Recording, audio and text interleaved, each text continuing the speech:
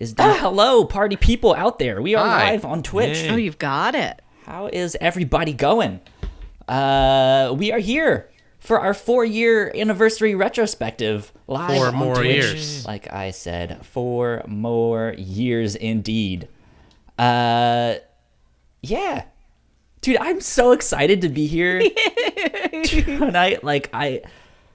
This is the first time that we have ever had, well, I guess that doesn't really count. I guess back in the day when it was only me and Paul, we always had everyone there. But Two of two. When we started to get multiple people, we could never get all of us in the same spot at one time. And here we are, the regulars, all in one spot here tonight to have some fun. You guys know me. My name is Kyle. I am joined by Melissa over there on that side. Hello. I am joined by Mick down in that corner. Hi. And Ignacio is right below me. How are you guys? What have you guys been up to over the past couple weeks? Because this is our first podcast in 2020. And it's been like 2 weeks since we've done stuff. Yeah. Yeah, I've been good. Just, holidays and trying to catch up on the backlog before what is Hellstorm 2020. Oh, Indeed. Lots of video games to come this year that I think will be fantastic. gotta be ready for the 18th. Kakarot is coming out. Yeah. The Don't you new mean the Dragon 28th? Ball Z game. Yeah. Exactly. The 28th, you mean? With the new Kingdom Hearts DLC?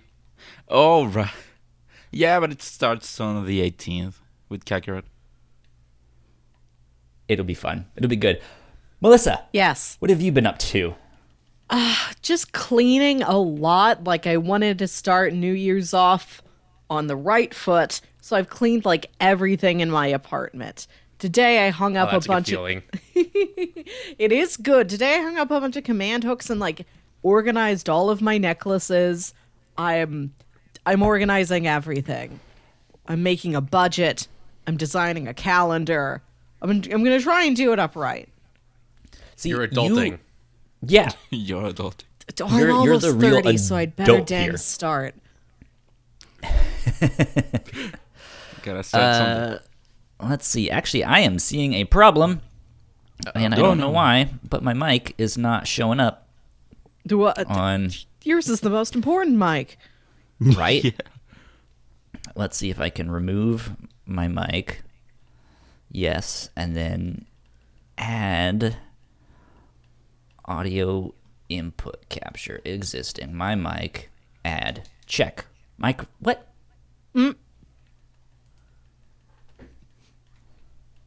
I don't understand.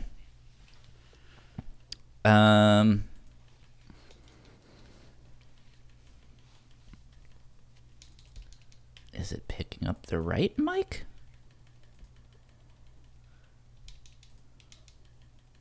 Check. That's the wrong mic. Mick, are you still playing? Mick is still doing No. things in Sekiro. There we go. Okay, No. I think Hear my your mic is control. on. Mick is living a double life right now. He's probably live on his own Twitch stream as well, playing Sekiro. It's for the viewers, man. They gotta know everything about my life. Right? Yeah. Never That not sweet creating content. now. You're the Flash Thompson of the group. Just constantly live streaming on your own. Yeah. Exactly. Mick, you have been getting into live streaming a bit have. these past couple months. That's actually kind of why I reached out to you to join the Whatnauts.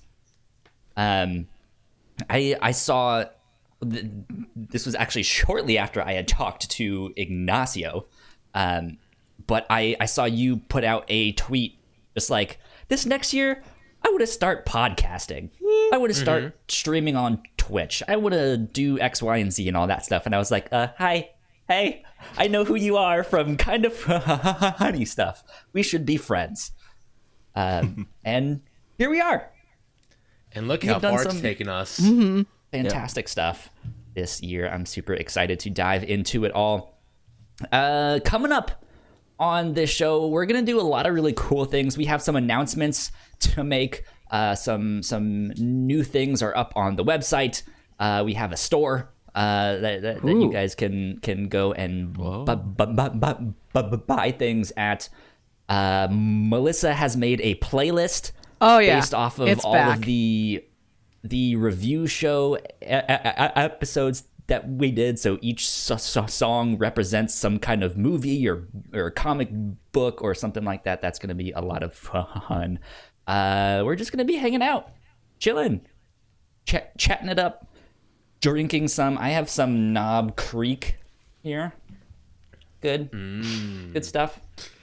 I also have some Mountain Dew and water because I am multifaceted. Water, Mountain Dew, and alcohol. Great combination. Right. Ignacio, you said you had some Coca-Cola or something you were sipping on? Always with my trusty glass of Coke. Coke Zero. Okay, is that your favorite soda? What's your favorite soda? Coke Zero, of course. Coke Zero. Okay. Coke Why Zero. wouldn't It's you love number it? one. Number one. I don't think I've had Tastes Coke great. Zero, but regular What? Coke is my favorite. However, I usually stick with Mountain Dew because Coke makes my teeth feel sticky, and that's Yeah. not good. I don't like that, and Mountain Dew does Yep. not. You do should that, try Coke Zero then. Because Okay. I personally don't like regular Coke because of that aftertaste. It's too sugary for, So good. for me. So Coke Zero for me, it's perfect. There you go. But yeah, I actually haven't tried Mountain Dew because we don't have it here. Oh, But hopefully I'll get to try it out. do you have like Mellow Yellow or something Hell like is that? that? It's I would say it's a It's- knockoff Mountain Dew, but it's not. It's Really? another lemon lime soda. No, I mean, we don't have any crazy soda here. Like we have, let's see, Coke, Sprite, Fanta, All the Coke stuff. Canada Dry. But you have that, right? Yeah? Yeah.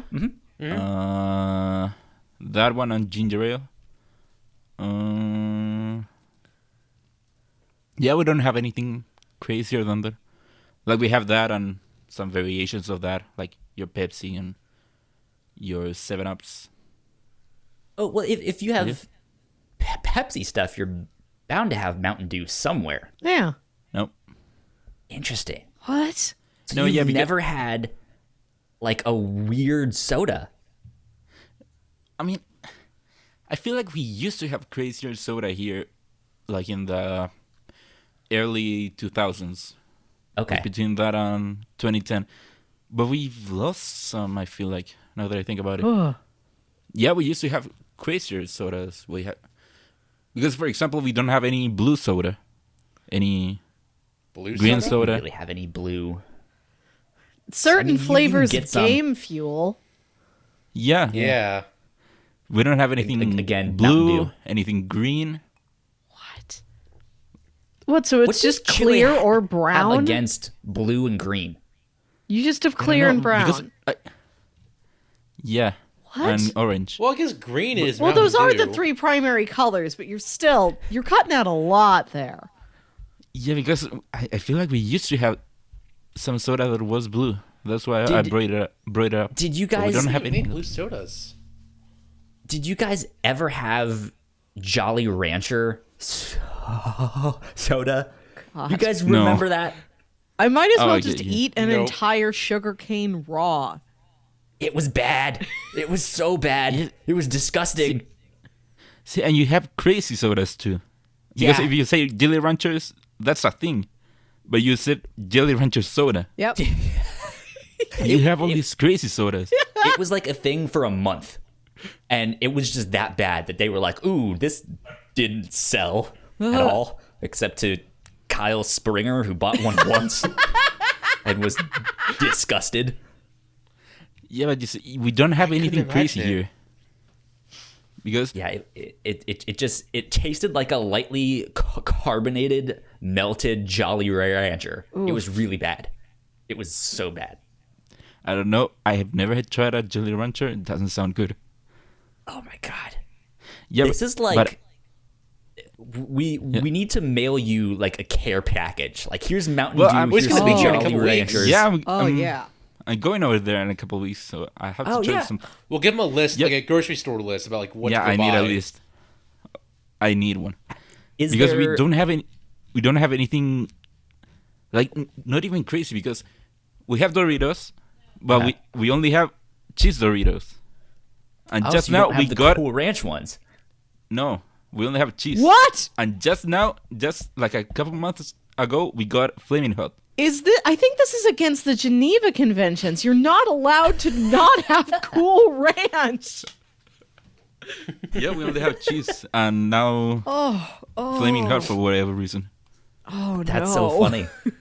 Yeah. Is What other there things? something else that like sticks out of like Americans always talk about this thing and we don't have that thing? I should go eat that thing someday. I mean, that I should, because one of the things I wish we had here are those Slurpees and the Ices. Oh, I've yeah. had those. I love them. I've had them. Okay.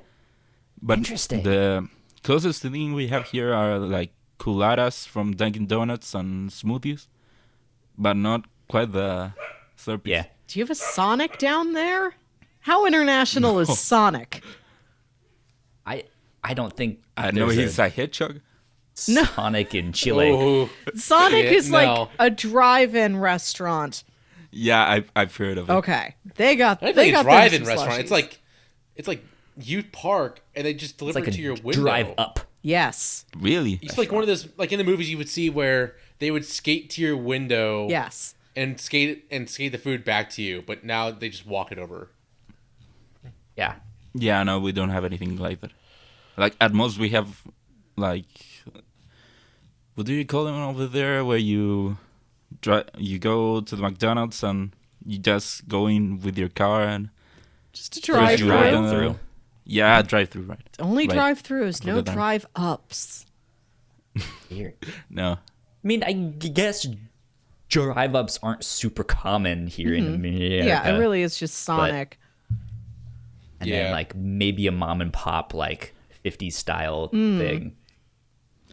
Yep, but one thing I like about your country is that you make everything more convenient for the person. Mm-hmm. I was thinking the other day, like when I went, one of the times I went to the US, I saw that there were some ATMs where you could go in with your car. You didn't even need to Oh yeah, get out of your car. Yeah. like I was a thinking, drive I wish we had through bank something like that, window. because that's way more convenient if you're in your car and you just need some money. Yeah. You I have a went- lot of convenience things. I went to the ATM for the first time in like 2 years yesterday. I just never have cash or like need to get cash, and I finally had some, and I was like, I don't want this. I'm just gonna go deposit it. Want this? There you go, How Mick. could this happen to me? Yes. What are you sipping on? You have a glass of something. So I finally got my Christmas present from my girlfriend's brother, and he got me a Nick Offerman edition of Lagavulin. Ooh. So I'm drinking a Nick nice Offerman. glass. Yeah, you remember did you ever watch Parks and Rec, Ignacio? No. I know who he is. I've never seen the show. So in Parks and Rec, his character Ron Swanson loved one drink only, and that is Lagavulin. It's a Scotch from Scotland, and he would drink it with everything. He would even drink it at work. But after the show, I guess they partnered How do you with get to what? Lagavulin, or he partnered with him, and then they released a special edition with his name on it. God. I think it might be like a separate mix, but it's really good. It's really smooth. Nice. See, your country has cool things like that. Like a character likes something, and then someone makes it. Yeah, Yeah. well, he is a huge Scotch drinker, and yeah, after this Scottish country got a huge renown. Like had great Scotches before, but became a lot more well known and widespread because of him and his character. Wait, are you saying that Scotland got more? Well, no, not Scotland, the Scotland. nation, not just the company. Damn it, Ignacio. Wait, are we talking about the company or the country? Lagavulin, the company, but they're from Scotland, not just a U.S. company. Okay. And he just loves the drink, and he brought it on the show, and made Okay. it pop. They made it so widespread there that the company got even more renown, and Okay. it's just more recognized drink nowadays because of it. Okay. So I they, thought you like- were saying that yeah, so they basically Scotland said, is like- now more recognized. Yeah, I want to go to Scotland to drink more scotches now. I started drinking scotch because of him, so to a degree, yes. I don't know if I've ever had scotch by itself. I think I've maybe had it in some mixed stuff, Yeah. but just by itself, I don't think I've just had scotch. I don't think you should mix scotches. It's so good on its own. You can mix bourbons and ryes, just not scotch. Maybe that's what I had then. I like whiskey stuff, but I don't know anything about alcohol. So it Yeah. just all is just like over my head. I really Alyssa. need to find like a drinking for beginners class to like How- work my way up to it. Because like cocktails will say like, well, we have gin in this. And I'm like, well, how do I have any idea what a gin tastes like? I was not provided this. There's not a gin flavored jelly bean for me to experience. The only gin that I know is that Asian rapper from like the early 2000s. And our- that and our hit favorite single, character from Y'all go Lost. learn Chinese. I don't know. What are you sipping on tonight, Oh. Melissa? just a lot of Riesling. I finished, go. I poured all of the bottle that was left into this goblet I have. I was surprised that it fit. So There you go. I'm if it double my wine portion for didn't- tonight. Could have just sipped it until there was space, and then I could have brought the you whole the rest bottle in. in here, frankly, but that seemed a little too chaotic.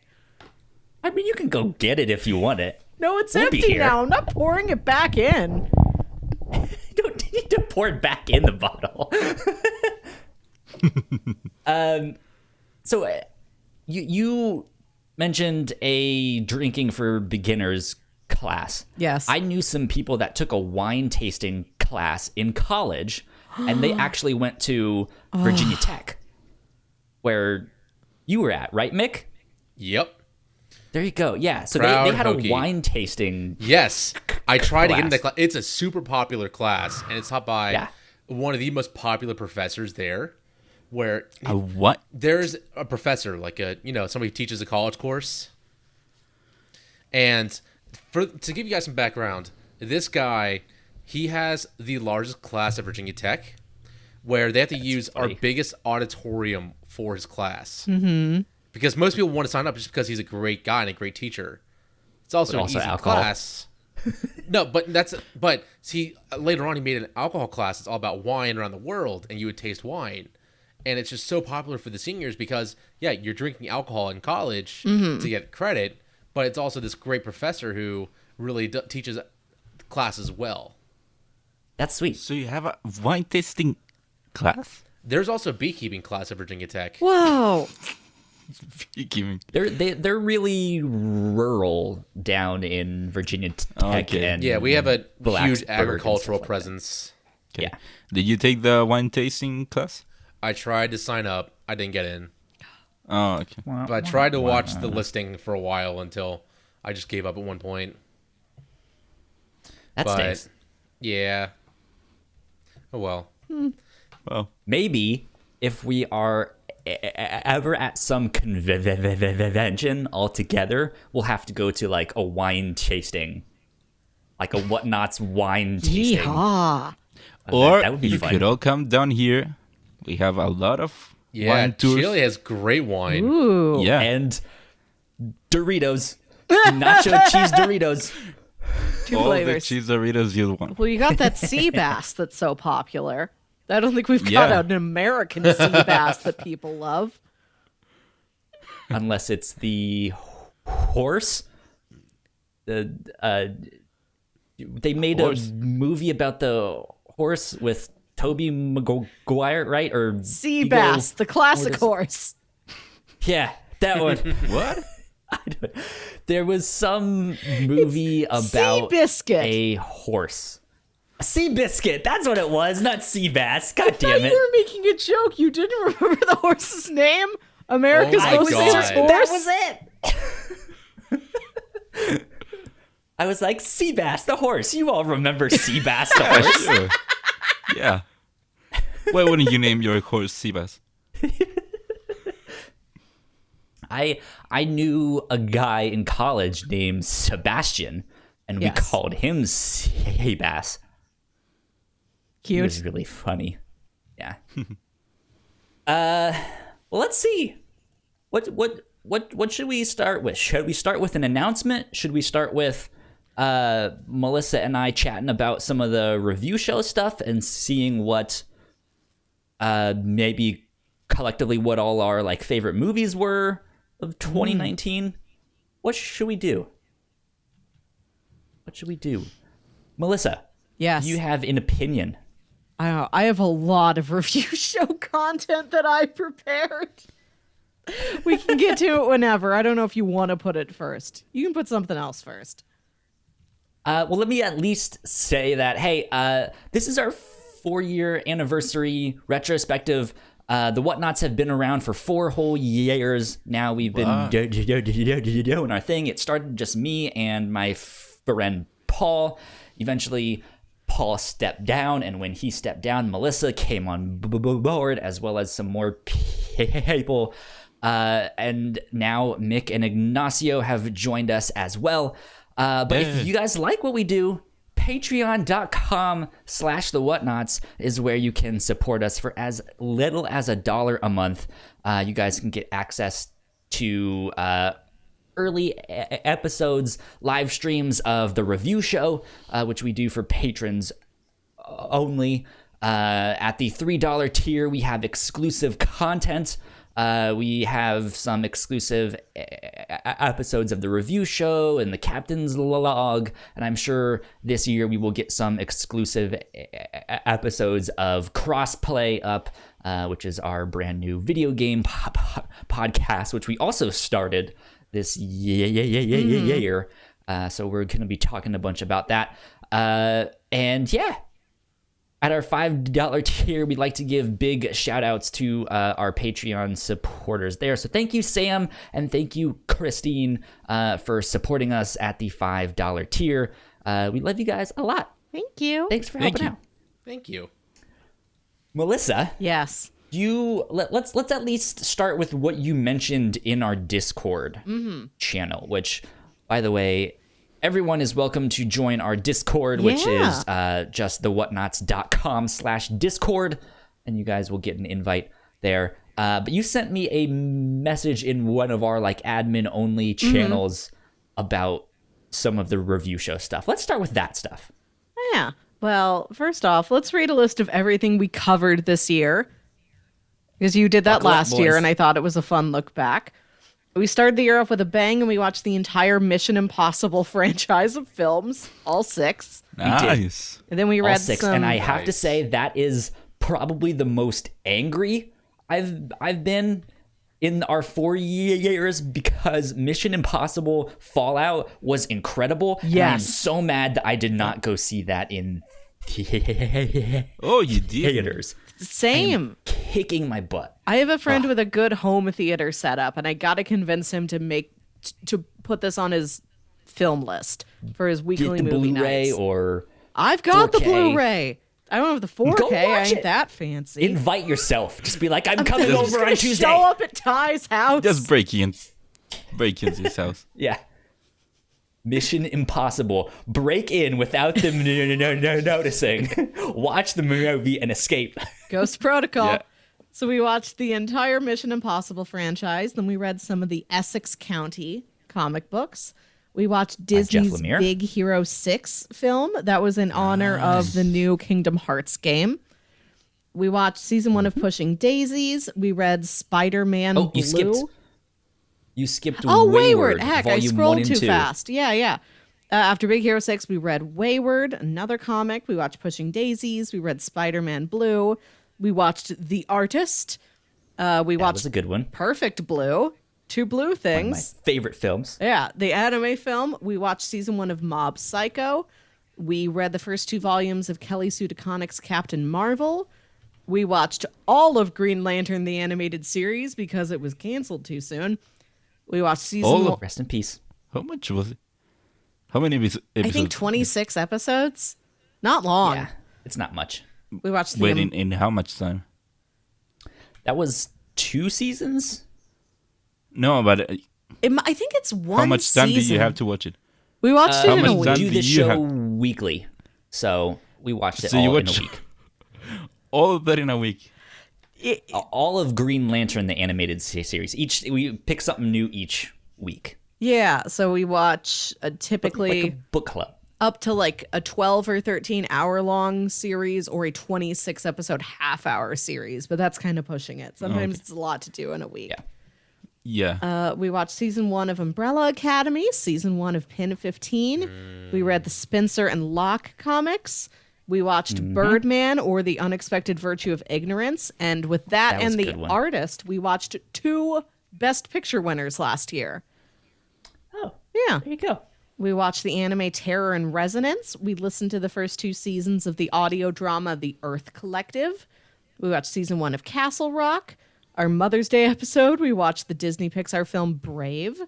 We watched Attack the Block. Season 1 of Gravity yeah. Falls took us into summer. We watched the Japanese and Chinese animated film Flavors of Youth.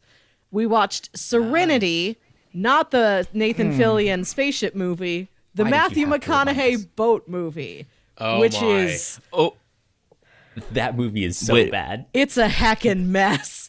is that the movie where he's in the video game? Yep. Yeah. That's is- the whole twist. Which is why I Which pitched it. just It was a doesn't make series of sense. films with bonkers twists in them. And even if it was bad, it's bad in such a really specific, interesting way. Like, I'm glad we watched that one. That was a wild time. Yeah. We read the first 2 volumes of the Quantum and Woody comic book. We watched the animated film Titan AE. We read Transformers The Wreckers Saga. We listened to season 1 of the audio drama Hadron Gospel Hour. We watched Osamu Tezuka's anime film Metropolis. Well, it's based on a manga by Osamu Tezuka, and it was directed by Rintaro. We watched the anime Sweetness and Lightning. We watched the first season of DC's Titans. For episode 69, there was only one choice. We read the first 2 volumes of Sex Criminals. Nice. We followed that up with a cute shoujo manga called I'm in Love and It's the End of the World. Then we watched the sci-fi horror thriller movie Annihilation. We read Hip Hop Family Tree Volume 1.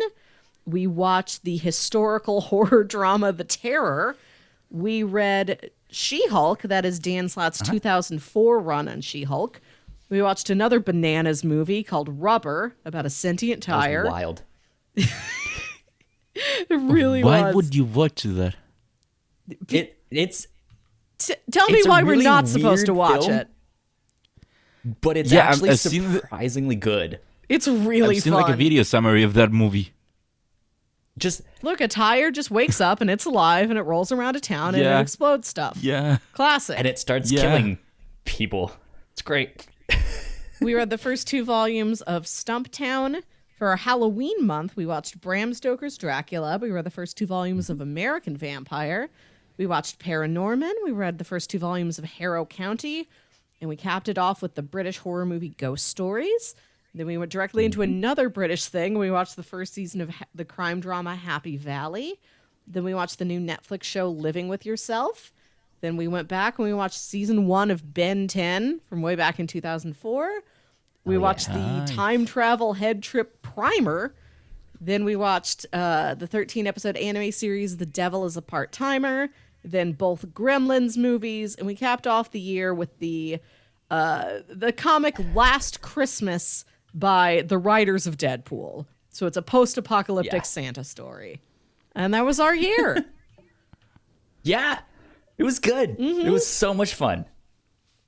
I've been thinking about like what my favorite episodes are, what my least favorite ones are, and all that stuff. And I think this is the year that I've had the most difficulty in picking like all of them. Just like I will, well, except for least favorite, because I think we all know that Serenity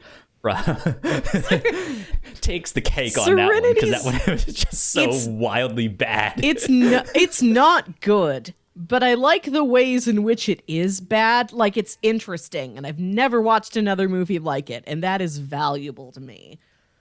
I think my least favorite thing was Castle Rock. Okay. Which had it had some interesting elements to it and some really good performances, but the whole I kind of liked that one. I don't think it was poorly done necessarily. It's just that the whole thing of crazy stuff happens in this town. This is a dark, wild, cursed town. Like, everything was always too grim and too melancholy and too rough. Like, it wasn't a fun series. There was nothing fun that happened in it. And that's why that one didn't really grow on me. Have either of you guys seen Castle Rock, Mick or Ignacio? No? No, I have not. I think season 2 came out recently. Yeah. And that's brought Misery into the fold. It's a series based on a lot of the elements from that's a loaded sentence. And it's brought Misery into the fold. It's a series based on a lot of elements from Stephen King books. Like, it's not a direct adaptation of everything. They just sort of like upended a bucket labeled Stephen King into a vat, and they made a drama out of it. And so it's like, it's set in a town where he's set stories previously. It kind of exists in the same continuity where theoretically, like, The Shining has happened. Stand By Me has happened. Cujo has happened. And I think season 2 is going to bring in Misery, which is a non-supernatural thriller story of his. Yeah.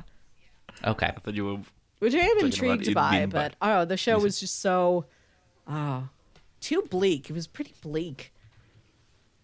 There you go. I think my favorite stuff this year, except for like stuff I went back that I already loved that I watched again, like it was a really good time to revisit Pushing Daisies. I loved that show so much, even from like not having seen it for a decade since it was originally on TV. That was a fun one. I loved the Mission Impossible movies. I think that's something... they were so good. Like, I bought them all, and I can see that being something I return to, like, every couple of years. I was really happy I watched Attack the Block. Looking back, that's one of my favorites. Yeah. So, I think for biggest surprise and my most favorite, I have multiple things. I'm just like, I don't know. Like, it could be this one or that one. You don't have to pick one thing, Kyle. This is our retrospective. You can list as many as you want. Yeah, do whatever you want. Primer, I think, was the one that my most favorite that I knew would be my favorite. Because I really like time travel stories and stuff like that. And it was just like, I hadn't seen that one yet. And I knew I should have watched it. And this is like the quintessential like time travel story. And I sometimes, like, every now and again while we're watching something, if I can't find it on Netflix or all that stuff, I'll go rent something. This was just like, I'm just going to buy it. Yeah. Because I know I'm going to like this. So I bought that one. Birdman. Yeah. I hadn't seen yet. And that was my shit. Good. That was so good. Really? The Birdman episode we recorded was one of my favorites because that's a movie I've been thinking about for years. And I had, I had that whole theory about how, Regan Thompson is this former superhero. The plot of the movie is that this guy who used to play, a major Hollywood blockbuster franchise superhero left the franchise. He's trying to be a more serious actor, and he's trying to, direct and star in this play on Broadway. And he's struggling to be taken seriously, and he's haunted by the specter of this superhero that he played. And then he has to hire, one of his actors drops out at the last second, and he has to hire another actor to come in and play the role opposing to his. And that guy just completely messes everything up for him. And I kept waiting for there to be some sort of extended metaphor where that guy becomes not just his antagonist, but his villain. I had been thinking about this for years, and I got the chance to really talk about it with somebody. Well, maybe he'll get his own talk show or something, and they'll explore that more, and he'll be Harvey Birdman. He'll be an attorney at law or something. Who knows? Well, I Wasn't think it he might have. I'm just kidding. Isn't the ending he commits suicide? Yeah, that's what I was going to say. I think he It's- dies at the end. It's It's one of kind those of one of those It's ambiguous. Ambiguous. Yes. Yeah, But it's I during think the the credits director you can hear confirmed he's dead. yeah. It's Yeah. just Emma Stone's reaction is he's finally free, which is why you see this shadow of Birdman flying away. But no, he's absolutely dead. Yeah, He committed suicide. he died. Yeah, and they did the thing that the God of War video game did, where it's that one camera shot that is the entire film, and it's fantastic. Yep. So I liked that one a lot. I think that one's up there. Yeah. But then Harrow County Harrow County was good. really good. Yeah. If you guys are a fan of comics or just good horror, check out Harrow County by Colin Bunn. And I think I don't remember his first name. Crook. I think Tyler Crook was the artist. Yes. Can a comic book scare you? Yeah, it's Oh, an yeah. eerie one. Yes. Absolutely. It's a different type of horror in my mind, because I don't like horror movies or horror video games, but horror comics I'm totally fine with. And it's more about atmosphere, I think, than jump scares, right? Yeah. You can't turn the page and be oh my god. But yeah, it just I think with that one there was this cloud of impending doom, and it was just they nailed the atmosphere, Yeah. and it just makes me feel like something bad is about to happen, and it's about to just get worse and worse. So I loved that one, and the art was fantastic. Yeah, that was good. that, I also really liked this year. I made a top 5 list, not counting stuff I'd already watched. So I made it Mission Impossible, Attack the Block, Rubber I'm going to put up there just because it's so wild and so unlike anything I've ever watched. I just can't picture someone liking that movie. No, it's great. So weird. That's why it's great. That's why it's They're so not good. mutually exclusive. I've already talked a lot. It's not a good film in the sense of what you would consider this is a good film. Yes. But it's just this is just so wild and out there. You kind of have to like it for just doing its own thing. Yeah. I already talked a lot in the episode about how much I liked The Terror. And I also really dug Umbrella Academy. That was a really fun week watching that show. I eventually read the comics. Oh, yeah. After we watched it. I know they're pretty different. Yeah. Yeah. From what I've read about it, it seems like the TV show is a much cleaner set of plot circumstances to it.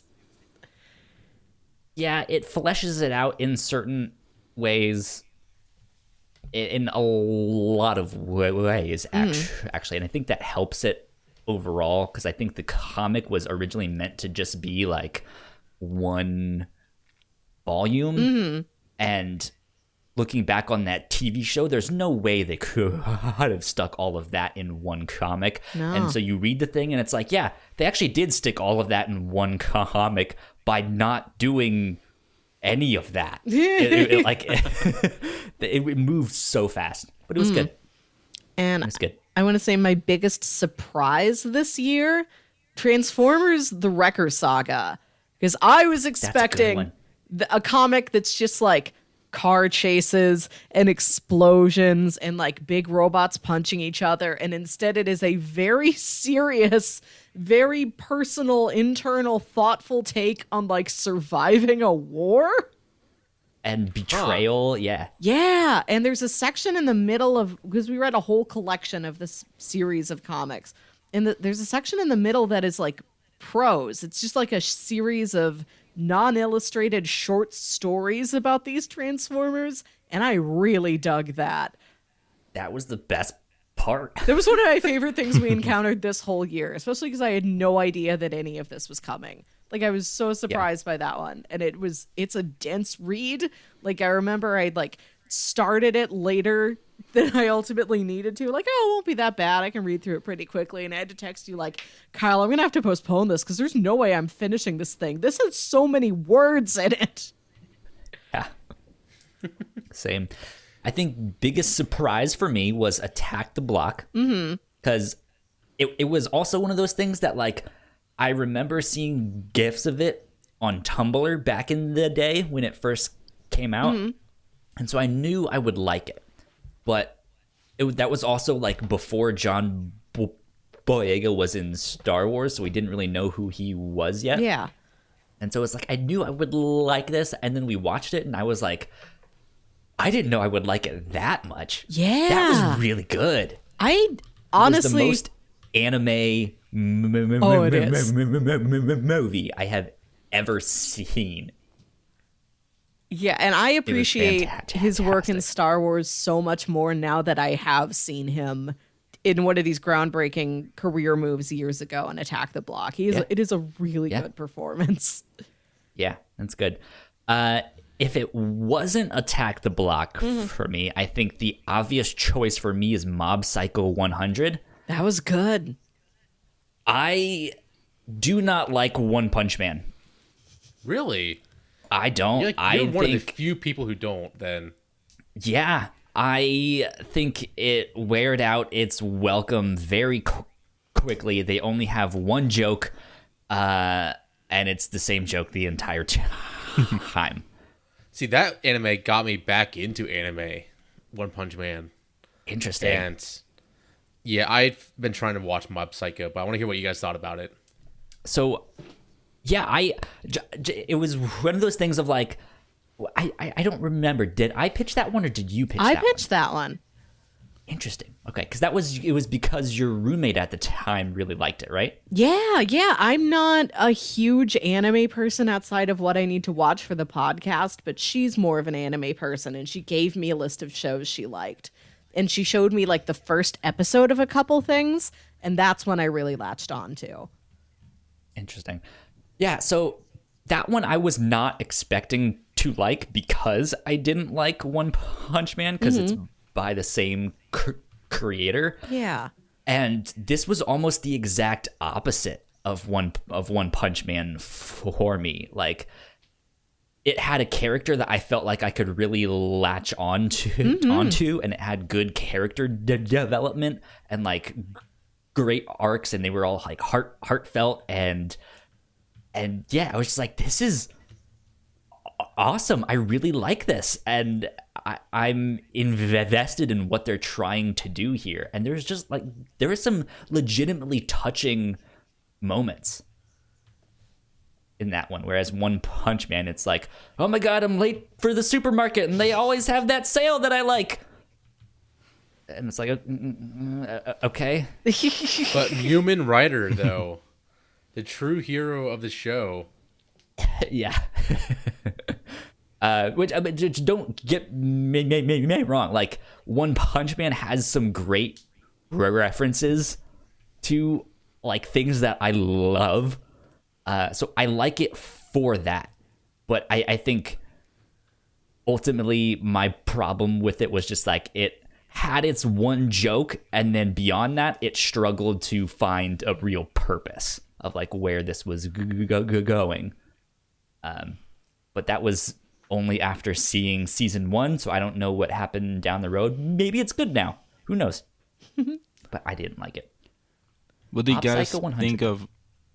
What did you guys think of Flavors of Youth? That's an English. Yeah. I liked it. Yeah, Never it's saw it. Yeah. it's just sort of pleasant. Yeah. Like there's nothing wrong with have you it. seen it, Ignacio? Yeah, yeah. I saw it when it came out. Because I heard that it was somewhat related to Your Name. I don't know. Someone who made Your Name was tied I to think this. one so. of the Yeah.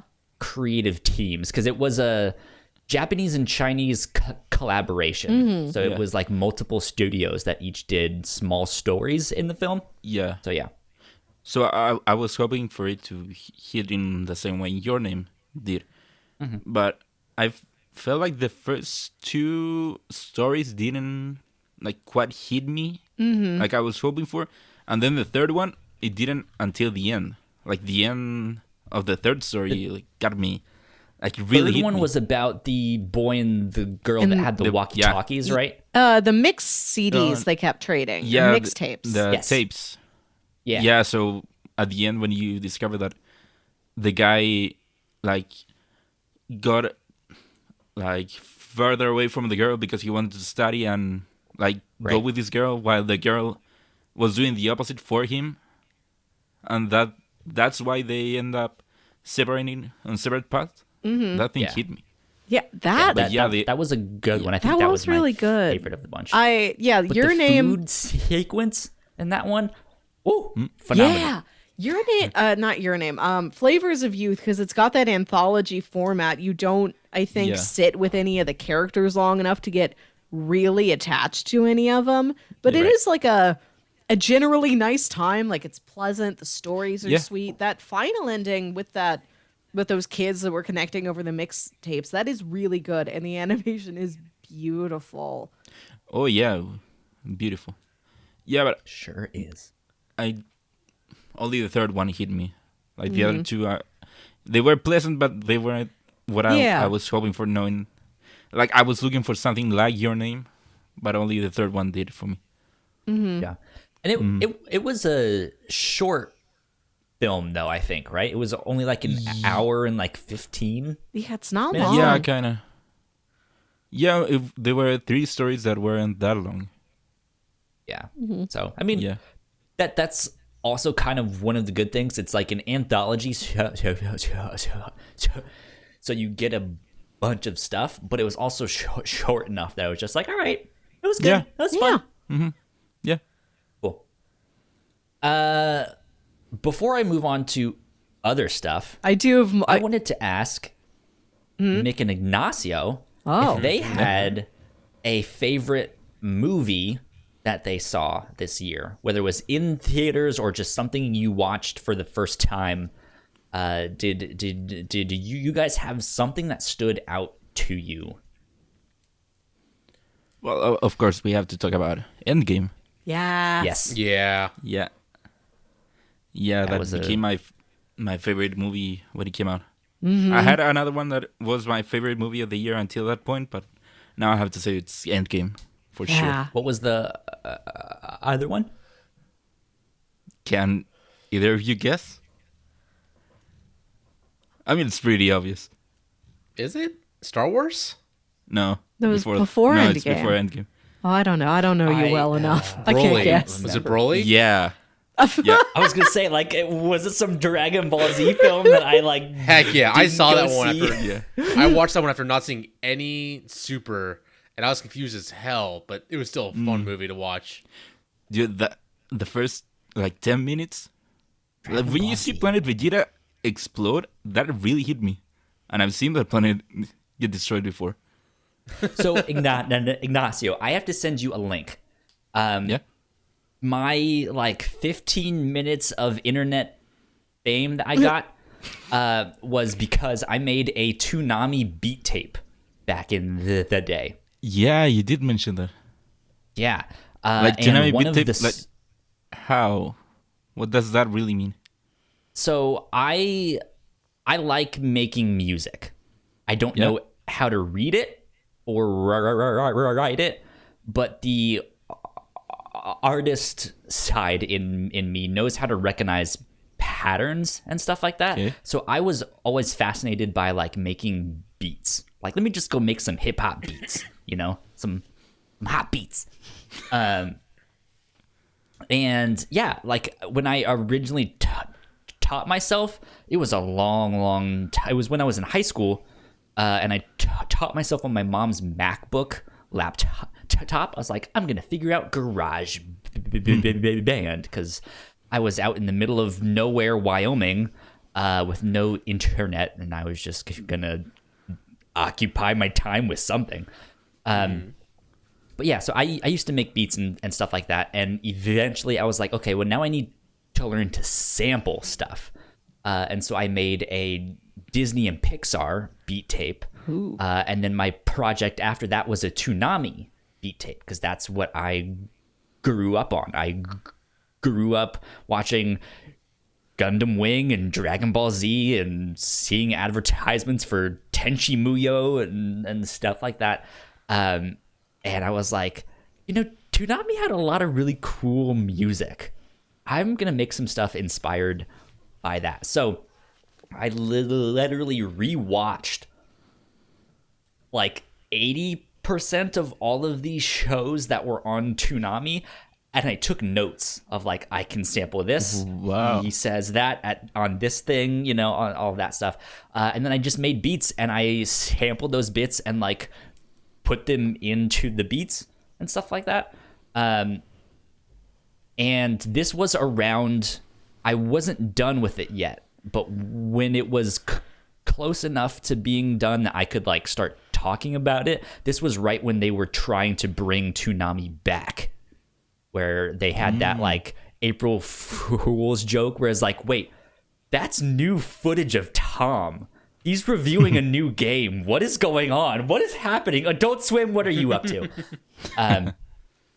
And yeah, and then they had the whole like bring back Toonami hashtag and all of that stuff. And yeah, I ended up releasing a Toonami beat tape, and they ended up finding it and like retweeting it and talking about it and stuff like that. And so that was neat. I made like $200 something off of the thing. Ooh. So that was nice. Nice. Yeah, so I did that, but I have one song in particular called Death of a Prince. And it's all about Vegeta fighting Majin Buu. And it's great. I like that one. Yeah, a you have lot. to send me a link. I will send you that link here. Yeah, Dragon Ball Super Broly. Okay. Out there. And of course, Ball Z. Endgame overtook it as my favorite movie of the year. Good stuff. I was very impressed Mick. with Endgame. Yes. What about you, Mick? So my movie, it's something I saw recently. It is Knives Out. Yeah. Oh, I've heard nothing but good things. It is Yeah, it's so a great movie. good. The way they Ryan Johnson directs it though, and it's a good version of the murder mystery genre, where you think you know what's going on. You're wondering how can this movie finish when we already know what's going on. Yeah. But it's twist after twist of changing your expectations. Yeah. Because the there's ending one moment was where you great. think, yeah, it was like in one moment you think, okay, I know how it happens. So what's this movie about then? You find out, oh, it's going to be about this thing. Because Kyle, have you seen it? I have not. I went to see Okay. it. So you have You seen can Melissa? spoil it because by the time I probably watch it, I won't remember. Okay. Are you sure? I'm totally fine with that. But if you are out there listening to this, just know we might be spoiling Knives Out for a bit, so maybe skip ahead a couple minutes if you don't want to be spoiled. Yeah. So it starts off with you seeing who died, or you find out it's all these people talking to these investigators about like what happened to their grandfather. They don't know what happened. They just found him dead the next morning. Wait, But can I pause you there for a sec? Because we are on my OBS. Oh wait, can I do it this way? Because my stream deck isn't working. I don't know why, but I have a spoiler alert thing. Oh. okay. Hey, it worked. Okay, cool, good. All right. We are now in spoiler territory. So it starts off with you just finding out, oh, their grandfather's dead. And they have no idea what happened. He just woke up and he was dead. Then you find out during a flashback that the nurse overdosed him. And it's all about her hiding her tracks so she doesn't get accused of murder. And the investigators find out her parents are in the country illegally, or her mother's in the country illegally, and will get deported. So you think, okay, so it's the whole movie's about her trying to hide the truth from this investigator because she doesn't want her mother deported. And so it's this whole elaborate thing about hiding the evidence and finding out any loose ends. And then in the end, you find out, no, he was actually murdered, kind of. Yeah, Because he was on 2 different medications. Well, he wasn't technically murdered. He was not. He committed suicide. but on the pretense of he thought that he was going to die any minute, Yeah. and he didn't want to go out because Okay. of an overdose. Yeah. Interesting. But because the main character is such a good nurse, Yeah. she knew what she was giving him without even knowing it until she read the labels and freaked out. And it all was his grandson freaking out because he was not going to be in the will. Mm-hmm. And it's a super rich guy, so it was ended up being accessory to suicide in the end. Okay. But all the twists of like you not knowing what happened, you knowing what happened, and trying to figure out how this movie will continue, how this girl might not get found out for what she did, finding out in the end she didn't actually do anything wrong, and how it all wraps up. Interesting. Yeah, it's a I good one. remember before the Last Jedi. That's the one that Ryan Yes. Johnson did, right? Paul and I did an episode of the Whatnauts podcast, which is basically now the review show, on Brick, which was another Ryan Johnson film, and I loved it. Brick's good. I thought that was fantastic. Yeah, if you like neo-noir crime films set in a high school, watch that one. It's good. It's real good. Let's see. I'm trying to sign into Discord on my laptop so I can send you this link, Ignacio. I need to remember what my password is. Log in. That is not my password. Well, you Log do in that. again. Do you want me to go through the rest of the review show stuff I have? Because Yes, I please. prepared so much content. Okay. So I was trying to look at the year as a whole and figure out if there were any unintentional themes we had developed over this time. And there's one that's general and one that's weirdly specific. Kyle, we watched 3 things this year that had fake psychics in them. Interesting. Because Okay. we've got Mob Psycho Mob 100, Psycho. Gravity Falls, Right. and Ghost Stories. And then you didn't watch this one, but in the Reactor Core episode we did where I watched all of Good Omens and described it to you, there's a There's a woman in fake there who psychic in has that? dubious medium abilities as well. Okay. Interesting. So, side note, Yeah. just to everyone out there who is listening. Again, this is our 4th anniversary retrospective. I mentioned our Patreon, which is patreon.com/the Whatnauts, if you guys want to support us. But we have multiple podcasts. Yes. We've mentioned the review show, which is our weekly book club style stuff that me and Melissa host. And hopefully down the road we can get some more people on that as well. You just mentioned the reactor core, Yeah. which is kind of our podcast for spoiler casts, stuff that we just can't help but talk about. Of like, oh, this new movie just came out, we need to talk about it. Yeah, it's kind of like the same format as the review show, but it's for something that is brand new and is just dropped like that week, and it's less of a general discussion. We try and do more of like, let's walk through the plot of this thing. So we'll do it for like brand new blockbuster movies or a streaming show that it's just hit. And I did an episode for Good Omens, which was something I was really looking forward to because I love that book. And then you did a reverse episode of that where you had watched all of Money Heist and explained that to me, having never seen Money Heist. Because Money Heist is freaking great. It sounds great. And if you great. have Netflix, you should go watch Money Heist. Let's see. Log into Discord so I can send this link to Ignacio. And then thank you, Discord, for letting me know what's new. Have you guys read the like patch notes for Discord? They're always fantastic. No. They keep They're popping up. hilarious. They're so funny. Really? Yeah.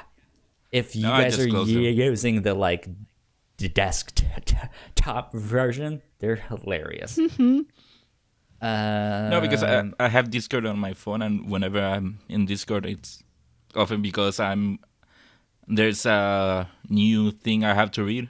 So whenever those pop up, I just close them. So Ignacio, I just posted it in the Discord, and I am tagging you. Bam. There you go. And that's in our general channel where everyone can check that out. My Toonami beat tape. Nice. Thing, if you guys want to pay for it, that would be nice. But you don't have to. So another theme I noticed in all our review show topics this year, and this showed up in a lot of them, is duplication of the self. Duplication of the self. Okay. Explain yourself. Okay, so we have the most obvious of these, living with yourself, where Paul Rudd gets a clone. That was so good. That was fun. Yeah. Oh, I never watched it. It's short, where if you don't like it, it's fine. It's like, okay, it was fine. Yeah. I'm moving on. But How many episodes? 8, but they're all like half 10? an hour. Yeah. Yeah. Okay. But yeah, it's like a story about Paul Rudd accidentally being cloned and having to live with himself. Yeah. This is but a it's story that not what you would think. Clone, and he's supposed to be replaced by the clone. Yeah. But Yeah, but so like they feel like killing him. the premise is you go to this place and they clone you and make a better version of you, but you don't know that that's what they're that's what they're doing. You think it's just a spa treatment that's going to make a whole new you. Literally. Right, yeah. And it turns out that they kill the older versions of these people, but somehow along the way, they didn't fully kill Paul Rudd. So like the original one wakes up and then like goes home to find the newer version with his wife, and he's just like, what is happening? What is going on? And yeah, it goes into places that you don't expect. It's fun. So we have that. We have Mission Impossible, where they have that mask making technology. Like there's 2 Ethan Hunts running around at one point. We have Perfect Blue, where that woman is being haunted by somebody impersonating herself. We have Annihilation, where that weird alien technology makes another Lena at the end of the movie. We have Primer, where the time travel creates all those copies.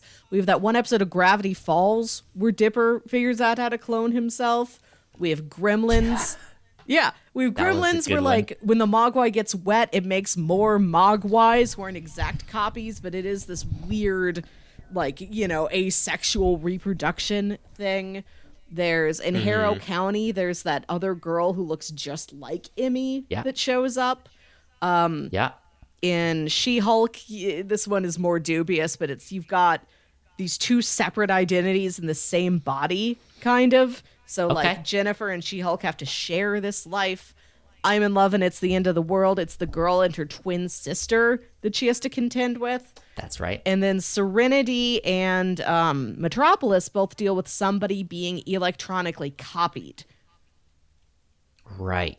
So, in various different forms throughout this year, we had a theme of duplications of the self. Interesting. Yeah. Okay. Good stuff. Yeah. Good stuff. I have a couple more awards to give out. Let me open up my notes here. So I mentioned biggest surprise. The content that I most want to go back to. Mm-hmm. I think for me is Gravity Falls. Good. Such a I good really show. liked that one. And it's on season Disney one Plus, was too. fantastic. Yeah. And season 2, it takes the mythology elements of the show and amps them way up. So you get a lot more of, like, the spooky mystery good. parts of it. Hell yeah, that's exactly But what I season want. 3 That is was really where it's at, though. There's only In the ending? Well, there's only 2 seasons. I thought there were 3. No, there's 2. And I think it's So season 1 ended with the cliffhanger of, like, you find out that the grandpa knows more than he's letting on. yeah, I Grunkle think Stan is season two in is after on that. the books and everything. Yeah. Yeah. Damn it, there are 2 seasons. I thought there were 3. But yeah, it's all so good. And the whole ending to it, too, is really a great wrapping up. Yeah, it's a good it. finale because they knew exactly when it was ending. Like, the creator was like, I am calling it at this many episodes and I am ending it the way I want to end it.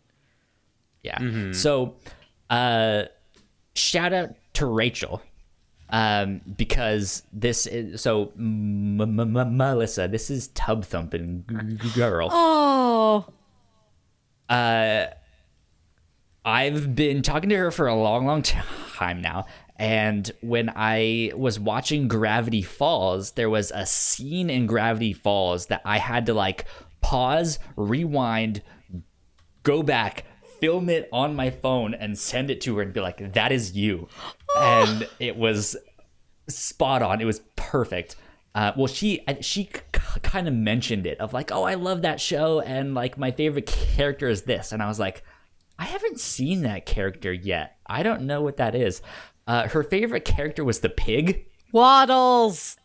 Waddles, yeah, and I was like, I don't know who Waddles is yet. and then there is this scene where before you learn the name of the pig, they're sitting there like, blah, blah, blah, blah, blah. It's a pig. Oh, my God. And like, that was the thing that was like, pause, this is you. Like, this is you exactly. And then it was like, wait, the pig is Waddles? It is you. Like, this is totally you. And the meme that was potential fun. from the show. I remember you There's telling so me much that meme story. potential. I remember that story, Yeah. and then later, like months later, you're talking about Tub Thumping Girl, and I had no idea that was the same person. Yeah. It's delightful. It's her. Hi, Rachel. Hi. So, yeah, that was the one I think I most want to go back to. Yeah. From the year before, I still haven't gone back to Strangers in Paradise. That was Yeah. a great one, a great comic book that I wouldn't go back to. It's on my list. Mine too. And then last thing that I wanted to say, the cutest award goes to Sweetness Yes. and Lightning, No other. which was a recommendation from your brother. Yeah. Jams. Yeah, Jams came on and did the Metropolis episode with us because you pitched that movie, and I'm like, Kyle, you don't know what you've opened the door to. This is an old Wilkinson family favorite. I got to get my brother on to talk about this with me. And then I let him do some of the pitches, and you ended up picking Sweetness and Lightning, which has been one of his favorite animes. But his reasoning behind it was amazing. Of just like, I've made it my goal in life to watch every anime about food. Yeah, all I was cooking like, animes. Yes, I Okay. love this. Yeah. The Sweetness and Lightning wasn't necessarily for me, but I really liked it, and it was adorable. It is exactly what it sets out to be. Yeah. So it was good. It was fun. I liked it a lot. Kyle, Yes. you got more? That is all Okay. that I have of, I was that I wrote down. going of, to like, move on these are to my a things. returning segment from last year. Out of all the characters we encountered in review show topics this year, who are your dream dates?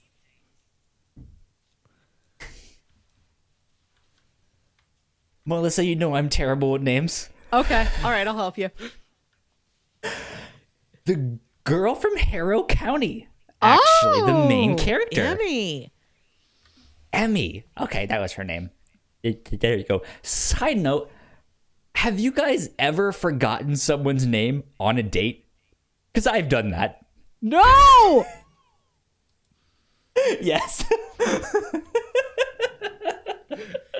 It was bad. Thankfully, she wasn't around, and it was her last name that I forgot. Okay. And we Could were... have been worse. Oh, yeah, it could have been much worse. It was... We went out drinking, and we were kind of doing like a bar crawl type of thing. And so we were at our second place, and I was already kind of tipsy, and it was the thing of like, hey, I want to pay. I'm with her. I'm gonna pay for her. But she was off at the bathroom, and I don't know why, but they asked for her name, and I was like, I know her first name. I don't remember. She told me what her last name was, but I don't remember what it was. And they looked at me very strange, and I was just like, it's our first date. We just met on Tinder, so I'm just gonna pay for both of us. But yeah. I think I would go on a date with Emmy. Uh-huh. Because she had very cool witchy powers Yes. that I liked. And it was this weird mix of like, she's the main character, therefore she's probably the good guy. Yeah. But she's like, there's some things in there that make me think she's maybe the villain of this book. And I kind of like that ambiguity of Okay. like, I don't really know. And there's some mystery there. So, oh yeah. Yeah. My top dream date this year is Ned the Pie Maker from Pushing Daisies. Giant, course. The lanky, bakers. handsome Lee Pace. Like, he's sensitive. He can cook. He has a nice dog. Owns his own Good stuff. business. Lots of Good pluses. stuff. Lots of pluses for Ned the Pie Maker. Except for the fact that he doesn't have a last name, which I guess means I just can't forget it. Ned Pie Makerson? Ned T. Pie Maker, nice to meet you. Yeah. Ignacio. Yep. Do you have a celebrity crush?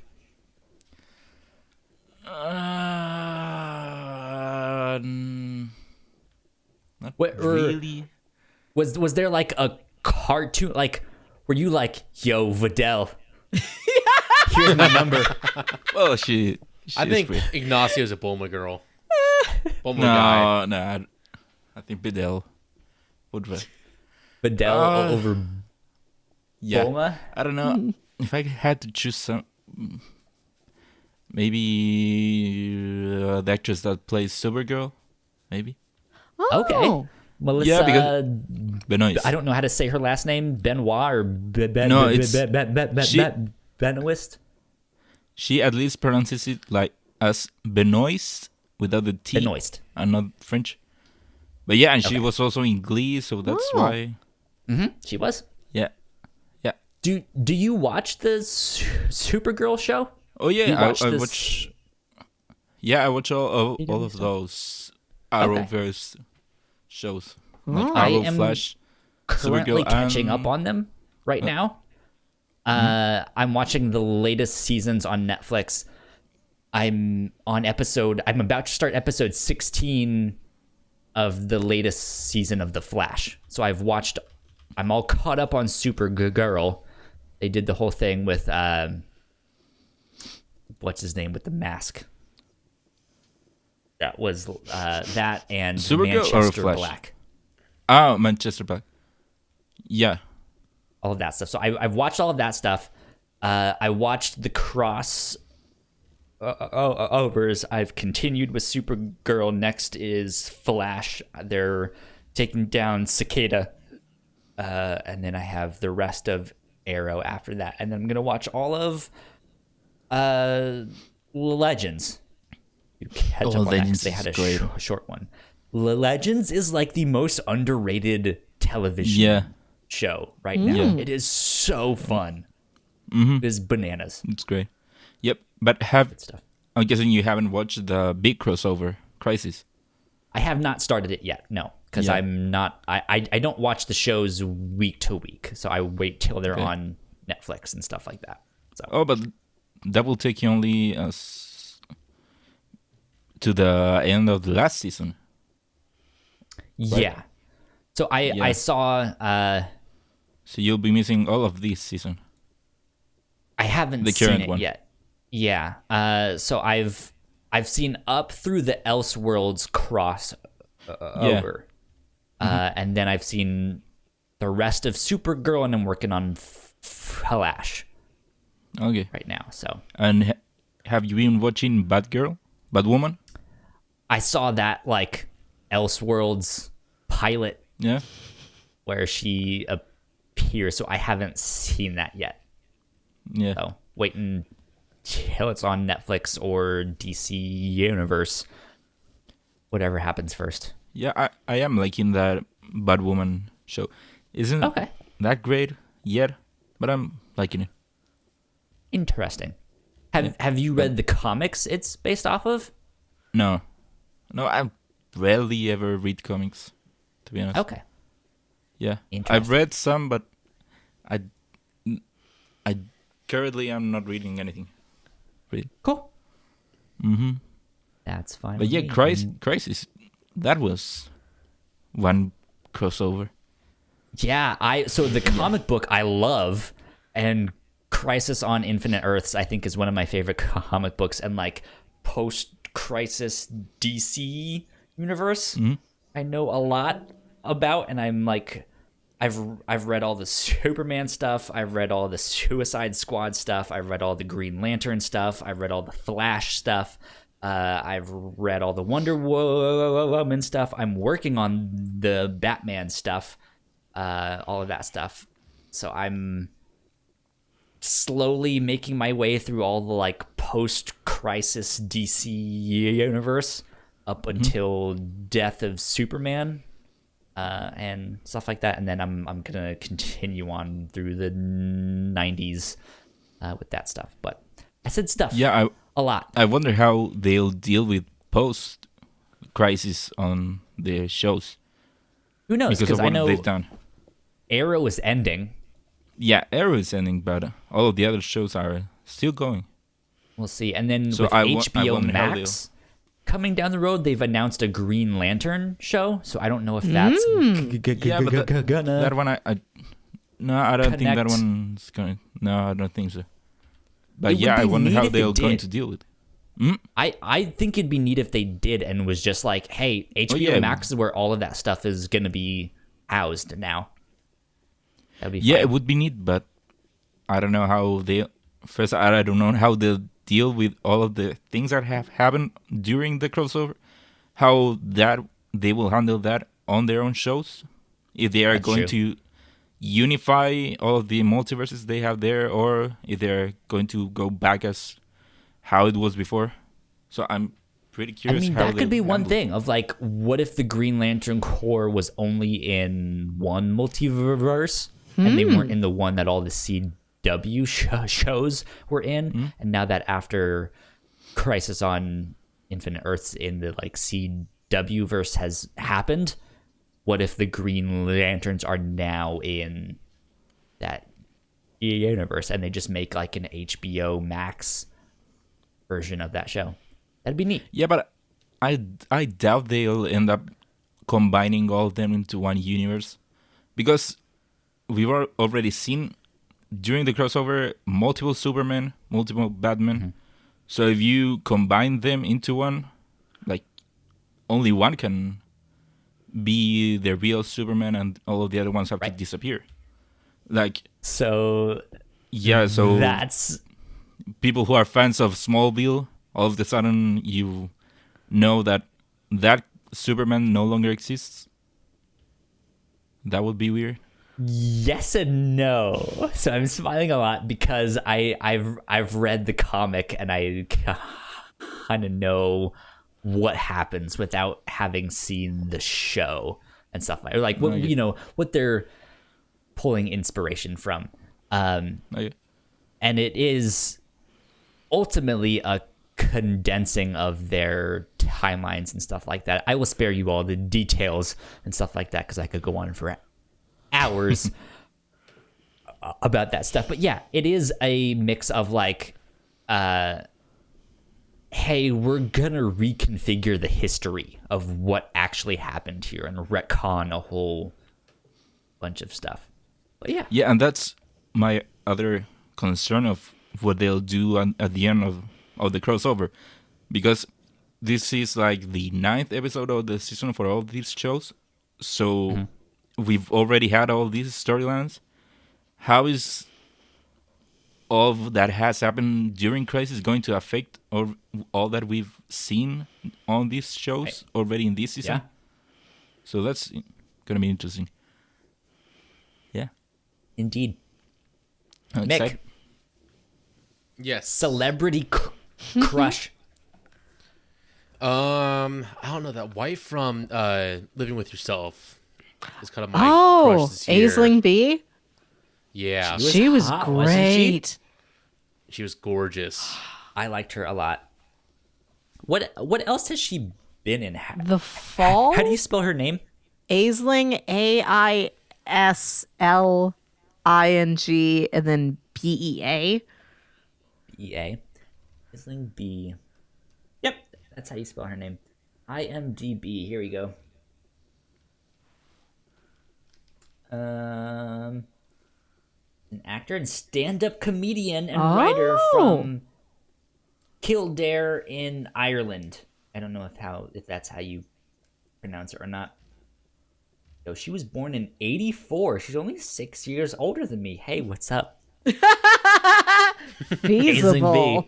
Yeah, feasible. 6 years ain't that bad. She was in. Wait, was she really in The Fall? Was she just in another was prominent great. British crime drama series and I'm getting them mixed up? I think, you know what? I think we mentioned this on the episode that she was in The Fall, and I didn't know that. And I was like, who was she in The Fall? I don't remember her in The Fall. The Fall is a crime drama that I really, really liked, with Gillian Anderson from the X-Files. She's like the main detective, and it's this really great cat and mouse story. It's fantastic if you are into that stuff. Okay. Link B.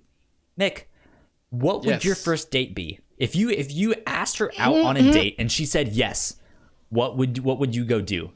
Oh shit. I think maybe snow skiing. I love to snow ski, and I think that would just be physical enough with the time to get to know each other on the ski lift and hang out in the lodge. You know, What kind of high-end executive life do you leave where skiing is viable as just a casual first date? there So, are Melissa. cheap ski hills near me. What? Thank you Nick. very much. AKA the nanobiologist is Mr. Moneybags over here.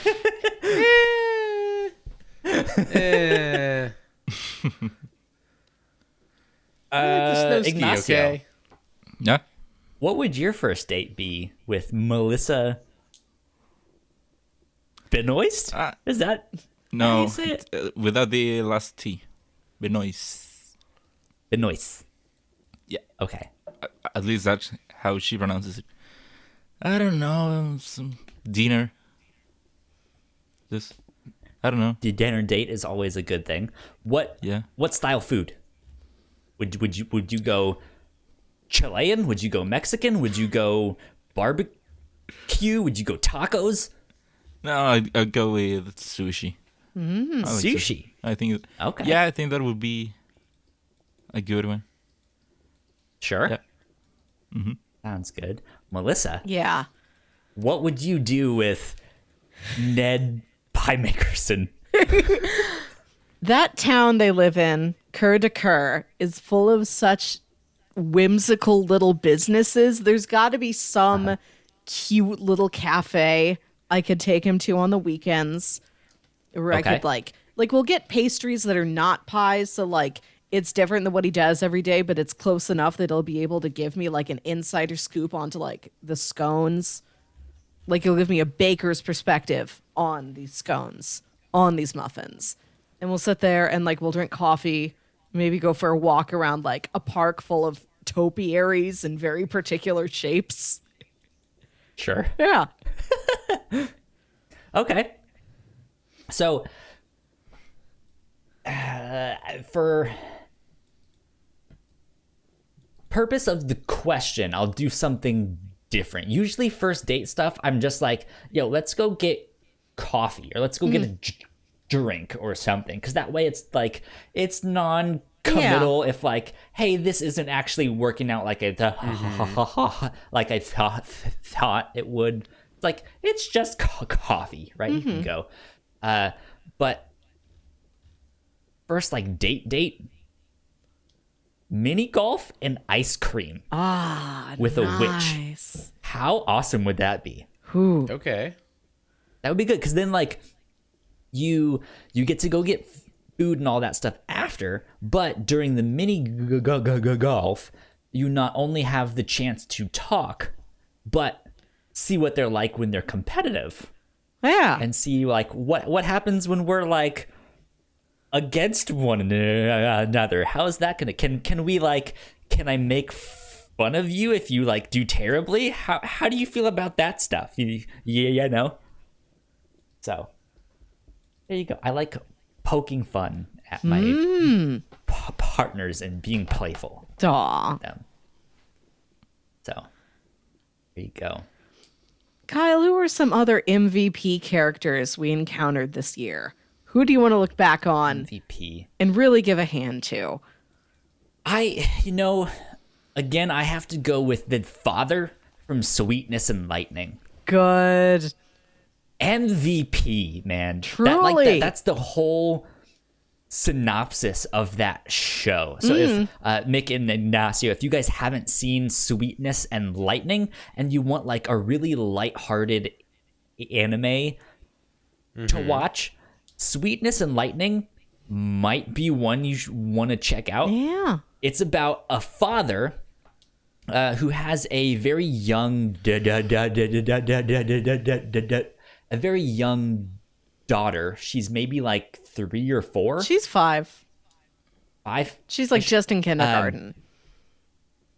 Their mother passed away, and the father is just realizing that he's not a good cook, and he wants to give his daughter like the best possible food that he can.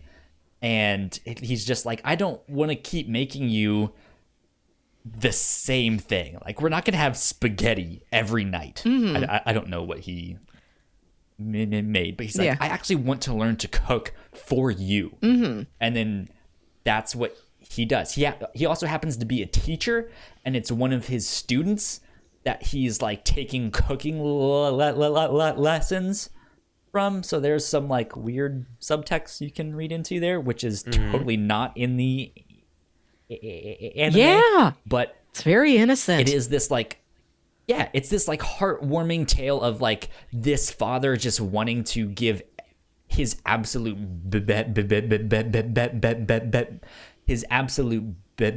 best for his daughter. It's Yeah. like, I want to learn to cook for you. Aw, Let's make this happen. Let's do it. it's good.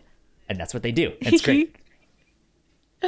I have a lot of supporting characters I want to give a shout out to. Shout out to Skin Boy. Skin Boy was great in Harrow County.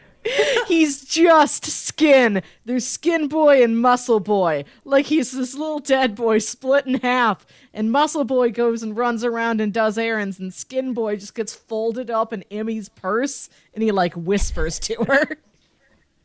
That's great. Shout out to Skin Weird Boy. stuff, but Shout great. out to Android Andy from She-Hulk. Shout out to Dolores the mannequin from Umbrella Academy. Yep. Shout out Dolores to was good. the guy in Serenity that shouts, "I am the rules." Yeah. Shout out to Cyrus, the man stuck in the wall in Hadron Gospel Hour. Yeah. Shout out to Benji from Mission Impossible, our buddy Simon Pegg. So good. And shout out to an old Yeah. childhood favorite of mine who I was happy to revisit this year, Marla Bloodstone from Gremlins 2. This nervous, chain-smoking, power business 80s lady. True. What about the tire? Robert is good too. Yeah. His name is Robert. Robert. The tire's name is Robert. Rubbert. More like, are you kidding me? This God damn it. it's not mentioned within the movies, within the narrative itself, but when you're watching the credits, it's this It's an person and this expanded person, universe. this person and this person. And then at the end it says, "And Robert," and it's a picture of the tire. He had a name. He was a free man. It's so great. Okay. Let's see. Do I know I am slightly tipsy. What is the password? Come on, password. God damn it. I can't log into our Patreon. Melissa, you might be able to help me out with Yeah. this. The creator of Hadron Gospel Michael McQuilkin. Hour. Yeah, shout out to Michael. That's what I was looking up. I was like, his name is in our Patreon because he's actually still supporting us on Patreon. Thank you, Michael Thank you so McQuilkin. much, dude. We Yeah. appreciate it. Which is kind of funny because you pitched that one of like, his last name is similar to mine. Because you pitched Transformers The Wreckers Saga, not knowing that the lead Transformer was named Springer. So I Yes. decided to retaliate with something where the main character was named Wilkinson. So Michael McQuilkin created this podcast, Hadron Gospel Hour, and the character based on him is named Mike Wilkinson. So, and then he, That's amazing. he found the podcast and shouted us out and followed us. Yeah. Gave us a Patreon support, Wilkinson to Wilkinson. We thank him. Thank you so much. Yeah. Okay. Next big announcement that we want to do. First and foremost, you can now buy merch. Yes. The Whatnauts merch Yeah. on our website. There's a little button at the top navigation. You can go to store there, or just go to whatnauts.com, thewhatnauts.com/store. And you guys can get all sorts of things. There's t-shirts and hoodies and magnets and mugs and all sorts of stuff. I am actually sporting one of the baseball Saw that. tees with the Ooh, Crossplay that's logo nice. on top of it. So hell yeah. You go. Aha. Nice. There you go. So yeah, I tested out the shirts. I actually like this shirt. It's on TeePublic. It's a TeePublic store. Shout out to Spawn on Me, the video game podcast. I bought some of their shirts off of TeePublic, and I was like, I actually kind of like their stuff. They Nice. do a good job, so I decided to go with them. There's stickers, magnets. Ooh. There will be more coming. Right now, it's kind of basic. It's just the It's logos. just like, hey, there's a shirt with the Whatnauts logo on it. There's a shirt with the Crossplay logo on it and stuff like that. There is some like magnets and stuff. I tested those too. I have some magnets on our refrigerator Ooh. downstairs at my house. So that's neat. That's fun. There will be more stuff coming down the road. So this episode is officially brought to you by the whatnauts.com/store. Yes. Go pick up some merch from the Whatnauts. Yeah. And we get a small cut of that. So that would be fantastic. Yeah. There you go. That's the next awesome. big I like these. announcement there. I like the shirt that's just a W and the rocket ship because I can wear that. Yeah. Then we'll Yeah. both have a shirt that just has our last initial on it. Because you have that Jughead shirt that's supposed to stand for Southside Serpents. But the first time I saw you wear it, I'm like, you just Southside. have your own initial on a shirt? That's a bold move. It's like Ron Weasley's mom, instead of like netting me a shirt, was just like, I'm just gonna screen print you this shirt. Oh, screen printer. Yeah, I want a Yeah. shirt with just a big great. W on it. Let's see, Mick. Yes. I have a question for you here. 2020. Do you, first of all, have any New Year's resolutions? Second, do you have any kind of goals or New Year's resolutions specifically regarding the Whatnauts or Crossplay specifically? I don't know about Whatnauts and Crossplay. I mean, I haven't thought of it in that way yet. That's fine. I'm also kind of putting you on the spot here. I think my biggest thing, though, is like just losing weight and getting more creative. 'Cause I never really have been able to get my creative itch properly scratched. Okay. So I think this year I just want to create more, like with podcasts and streaming and making YouTube videos based on my streams. Just go from there. Okay. That's good. That's good stuff. Which is why I was like, hey, I can help with that. Join the Whatnauts. One of us. One of us. One of us. Yeah, dude, it's been fantastic having you on Crossplay.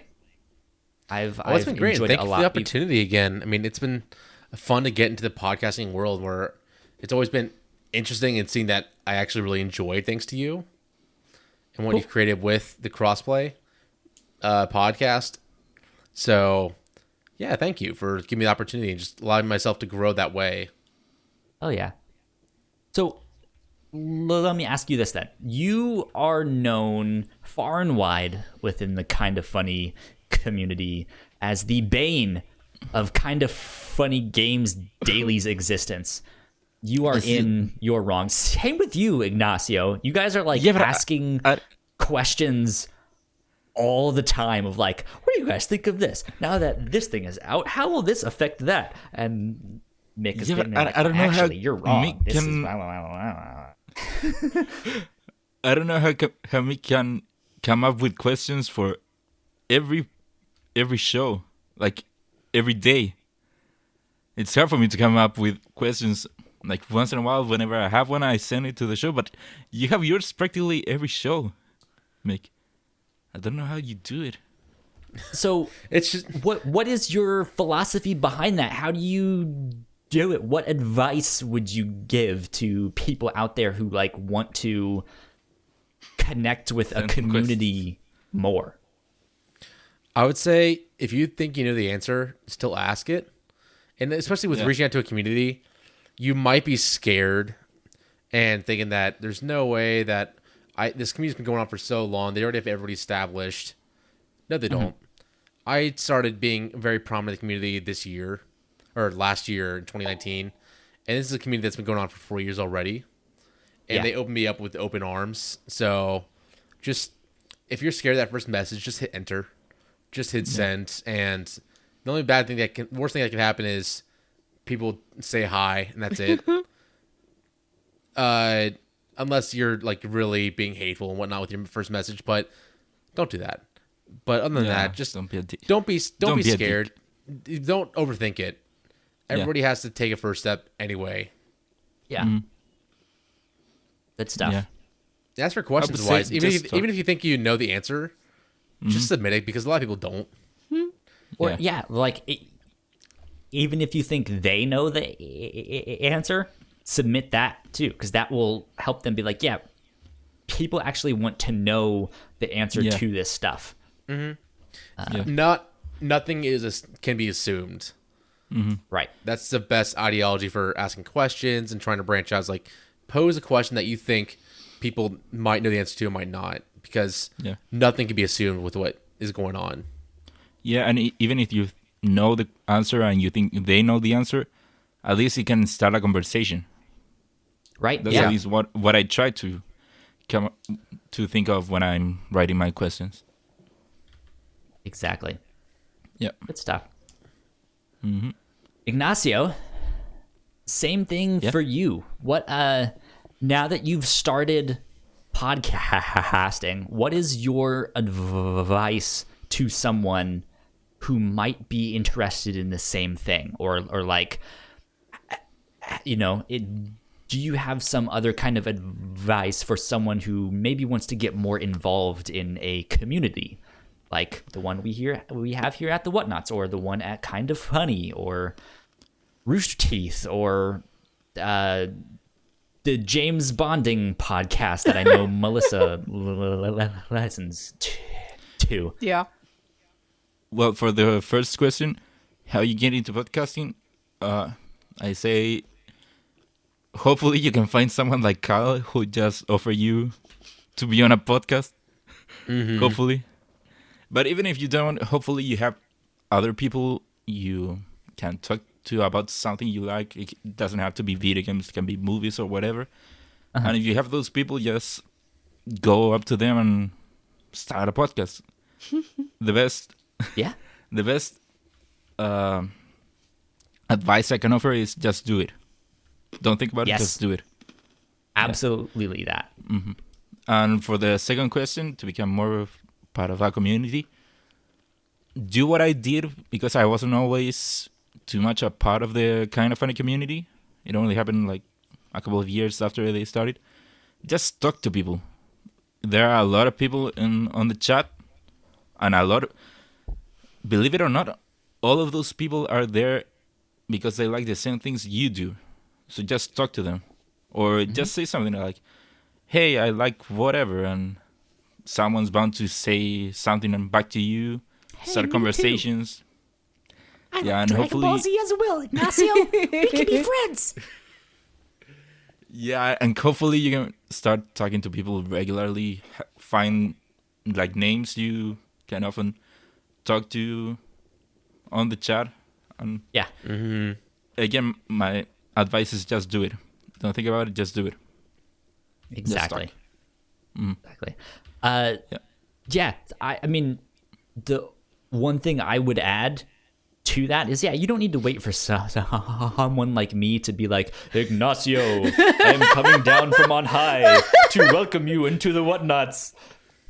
Your dreams have come true. Haha. I like this concept where that's how you start talking to people, and then eventually, like, your voice just that's gets pretty much higher what over happened. time. Melissa, Pretty much how it Exactly. happened. That's what join you the Whatnauts. said during our first conversation. No, like that, like I like that's that, like, don't wait for that. Like, Mick, I saw your tweet and I reached out, but that's the thing that I think if I hadn't, I think you still would have done somehow, some way. Like, you would have reached out to someone else, or someone else would have been like, hey, I saw this tweet you mentioned, or something. Just start. Just do it. You can start out with a terrible podcast. It's A-okay. We did. The Whatnauts was awful, our first episodes. We were so bad. and we had no idea what we were up to or what we wanted to do exactly. And you kind of figured that out along the way. So here we are 4 years down the road, but we're still bringing on new people. We're still figuring it out. What works, what does not work, stuff like that. So have fun. Have fun. Exactly. Let's see. How are we doing on time for everyone? I don't want to keep you all like super duper late, because I want this just to go as long as it needs to. But if you guys have stuff to do, No, I don't. I still have about that. 2 more review show segments. I need to drop soon. Oh, Okay. Yeah. That is totally fine. Well, how about this? We will continue on for a little bit here. We'll do some stuff with Mick. We'll take a break, and then maybe me, Melissa, and Ignacio can come back and do some like the final things after that. Sounds good. Sounds good. Let's see. I don't want to spoil things because I don't want to know just yet, but Mick and Ignacio, we need to figure out when we are doing our Game of the Year discussions for this stuff. I'm assuming we can just do this next Saturday and start from that, unless you guys are like, we just need to get this done with. But what are you guys' thoughts? How are you feeling now that you've done 9 official episodes and then like a month before that of like pre-podcasting? I don't know what to call it, like test stuff. What's your experience been like podcasting? How are you feeling?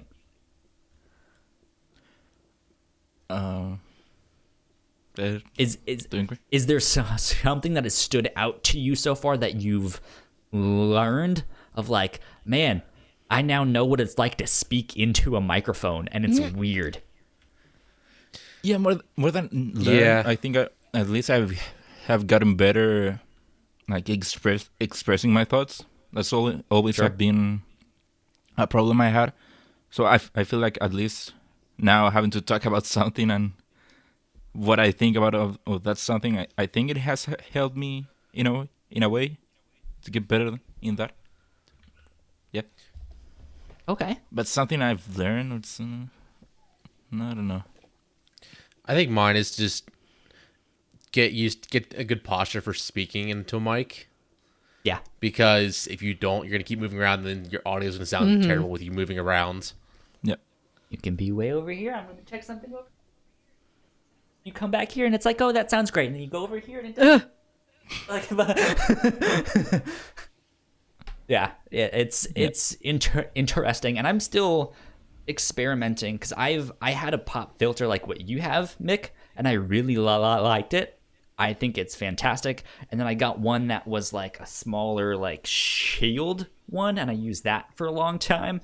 And now I have this one that just looks like a big, like fuzzy microphone top. yeah.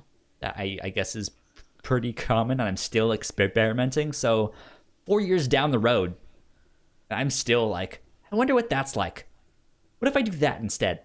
So it's an ongoing battle for sure. Sounds good. Ignacio, I also wanted to ask you if you had any New Year's resolutions or goals regarding the Whatnauts or Crossplay specifically. Well, for Crossplay and the Whatnauts, I hope I can keep doing the show week by week. I know it's going to be harder now that I'm leaving on the exchange and all, but I hope I can keep doing this. And for the Whatnauts in general, I hope to be on some other of the shows at some point. Yeah, Yeah, we tried to get you on an episode of the Captain's Log, and I was having computer problems, so it fell through. So it's my fault. Yeah, hopefully when I'm on San Francisco, I think for at least the Captain's Log, my schedule works out better. But yeah, for crossplay, it's gonna be a bit harder for that. And New Year's resolution in general, I never actually done any New Year's resolution. Interesting. But for this year, I have one that's kind of a joke, kind of not, kind of could happen, kind of not. And it's Ignacio, before you say what it is, Yeah. how old are you? Is the first thing that I want to ask. I actually just turned 22 a couple of days ago. Cool. Yeah, Just turned 22. Oh, well, happy belated birthday, dude. Yeah. I thank you. didn't even Yeah. know it was your birthday. Yeah, January 2nd. Okay. I'll Yeah, have to thank keep you. that in mind. Yeah, but for my New Year's resolution, it would be hopefully I could host Kind of Funny Games Daily while I'm in San Oh, yeah? Francisco. That would be fantastic, dude. Yeah. Hashtag Ignacio for KFGD. Yeah. You've been I'm campaigning trying to make hard. that a thing. But yeah, hopefully that could happen one day. Okay. Yeah. Yeah. I think that would be fantastic. It'd be great to see you up there or on an episode of the Games Cast or who knows what. That'd be Yeah. fun. I think for now, Games Daily is more attainable or possible. Yeah, but that has always been a dream of mine to be on one of their shows. And now that I have a podcast where I talk about video games, I now have an excuse to ask Greg for letting me be on the show. Yeah. So hopefully he'll say yes. But who knows? Hopefully. If not, you should just go kick in their door and steal all I of the. could do that. I know where they. I know where the studio is. Yeah. Like, give Say me some all of your LaCroix. LaCroix. Nick would just give it to me. Let's be honest. Nick would be like, wouldn't- please, God. Please. Yeah. And take the couch. We hate that couch. Yeah. But yeah, that's my only New Year's resolution. Okay. Yeah. That's good stuff. How about you? It's good stuff. Oh boy, for me. So I had a goal last year to not be on an episode of a podcast that the Whatnauts put out. And I made it. Barely. I skirted by. The very last episode of a podcast that we put out this year was all thanks to Melissa. It was an episode of the Reactor Core, and it was a spoiler cast for Star Wars, whatever this last one was. I can't remember the name. Rise of Skywalker. Rise. of Skywalker gets real tall. Yeah, so I saw it on that like opening Saturday. Oh, okay. I was out in Wyoming when I went and saw it. I think you emailed it to me like that next day or that next Monday afterwards or something. That's up on our site. I still need to get the YouTube version of that up because I realized while I was out in the middle of nowhere that I don't have the editing software for video stuff that I need to do. That's going to be the first thing that goes up in our YouTube in 2020. Is our Star Wars Rise of Skywalker spoiler cast on the Reactor Core, Yeah, that was fun. one of our other podcasts. We weren't able to Tell me record- about that. So I actually haven't listened to it yet. Oh. I put it up blindly. Whatever you said on there, you could be trash talking me, being like, "Yo, Kyle, what a loser!" Just 2 straight hours Yeah, of it's just a diss track. Just for Yeah. you. We talk about Star Wars for we got 5 hot minutes beats. at the end. Yo, Kyle is a loser. Kyle or Jar Jar Binks, which is worse? A discussion. Oh, Kyle, no question. we weren't going to be able to record this one together because you were going out to Wyoming like Friday morning and I had tickets for Friday afternoon and you weren't going to have your audio equipment with you.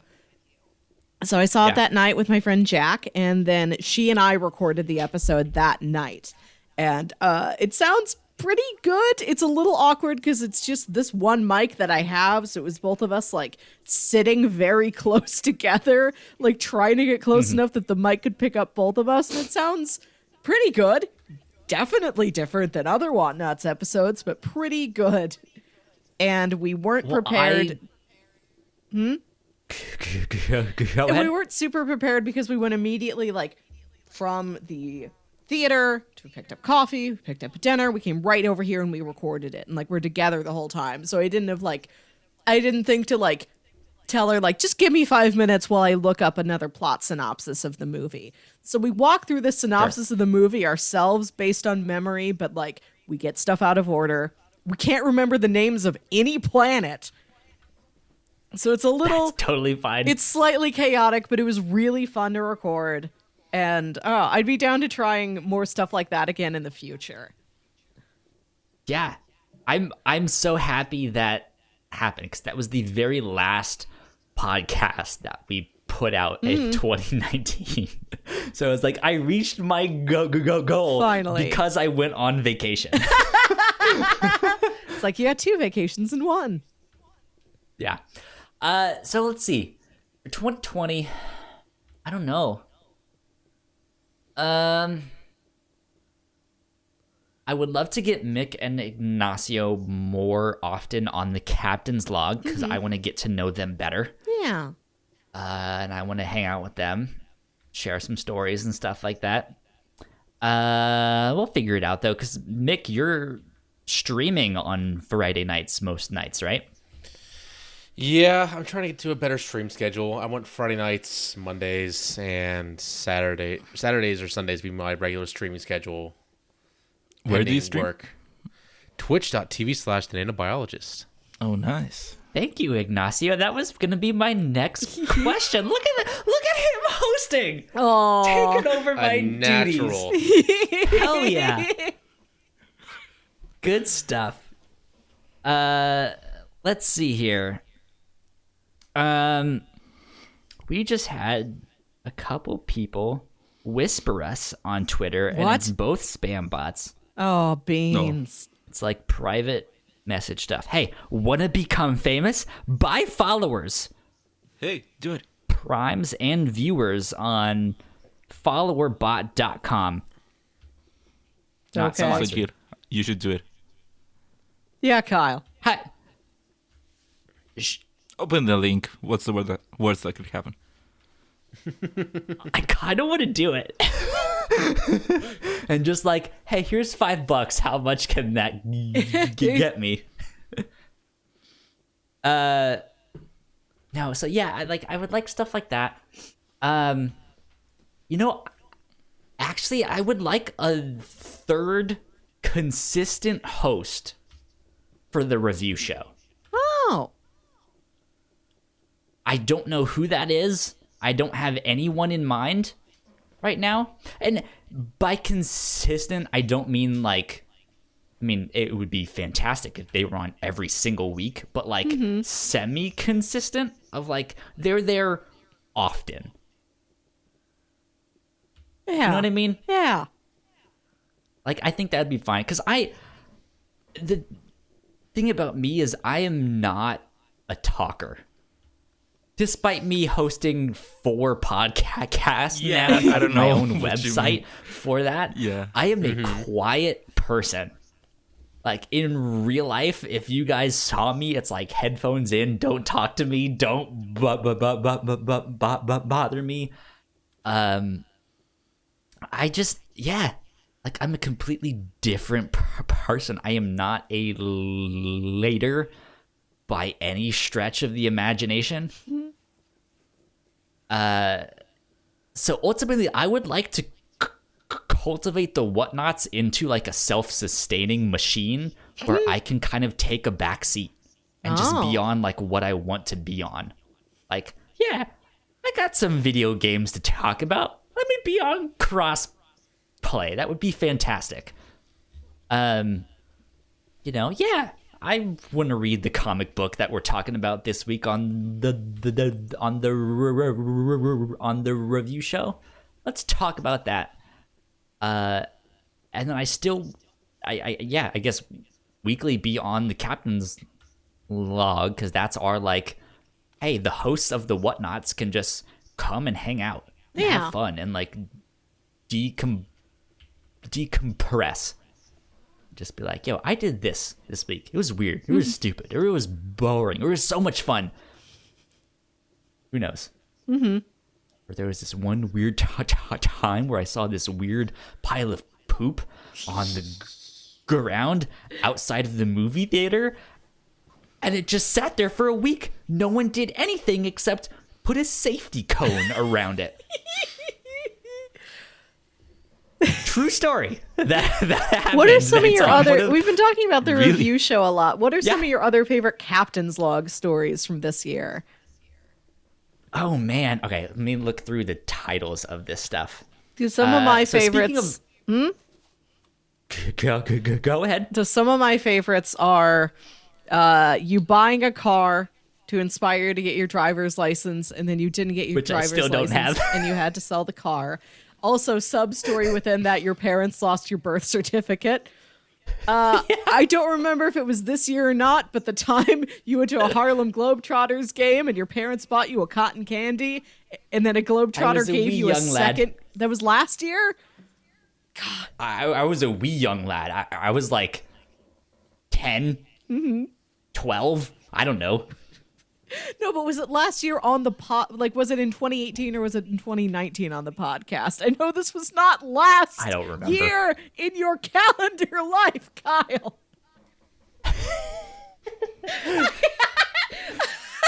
27-year-old me at the Harlem Globetrotters, double-fisted cotton candy. Those are good. The story of you getting high on Thanksgiving is good. The story of your dad buying 200 knives is good. Yes. The story of your parents running into Kanye and inviting him to their church, and he's like, I'll think about that. And he puts their numbers in his phone. Yeah. We went to that restaurant multiple times this holiday break. I did not see Kanye when I was out in Wyoming. He didn't call your but I parents to saw wish them a the- Merry Christmas. I hoped he would have. That would have been fantastic. But I did get to see the buildings that he's gonna be using as his like new factories to like design shoes and stuff Huh. like that. I don't know. Whatever. Yeah, I looked at this on the map. You're really up there. This is rural Wyoming, and it seems inefficient to make things up there. Oh yeah. Well, it's like real cheap. Is the Okay. thing. It's cheap land, and because of how conservative it is up there, it's usually like, "Hey, government, stay out of it. We want to do our own thing." And they're like, "Okay, we'll let you do your own thing." And then it's like super cheap, and you don't have to pay certain taxes on certain things, and who knows what. I don't understand it all. Yeah. Kanye West is out there. I feel like he's the only black person in Cody, Wyoming. Maybe that's me. I don't know. Could be. I haven't been there. I've only looked at it on a map.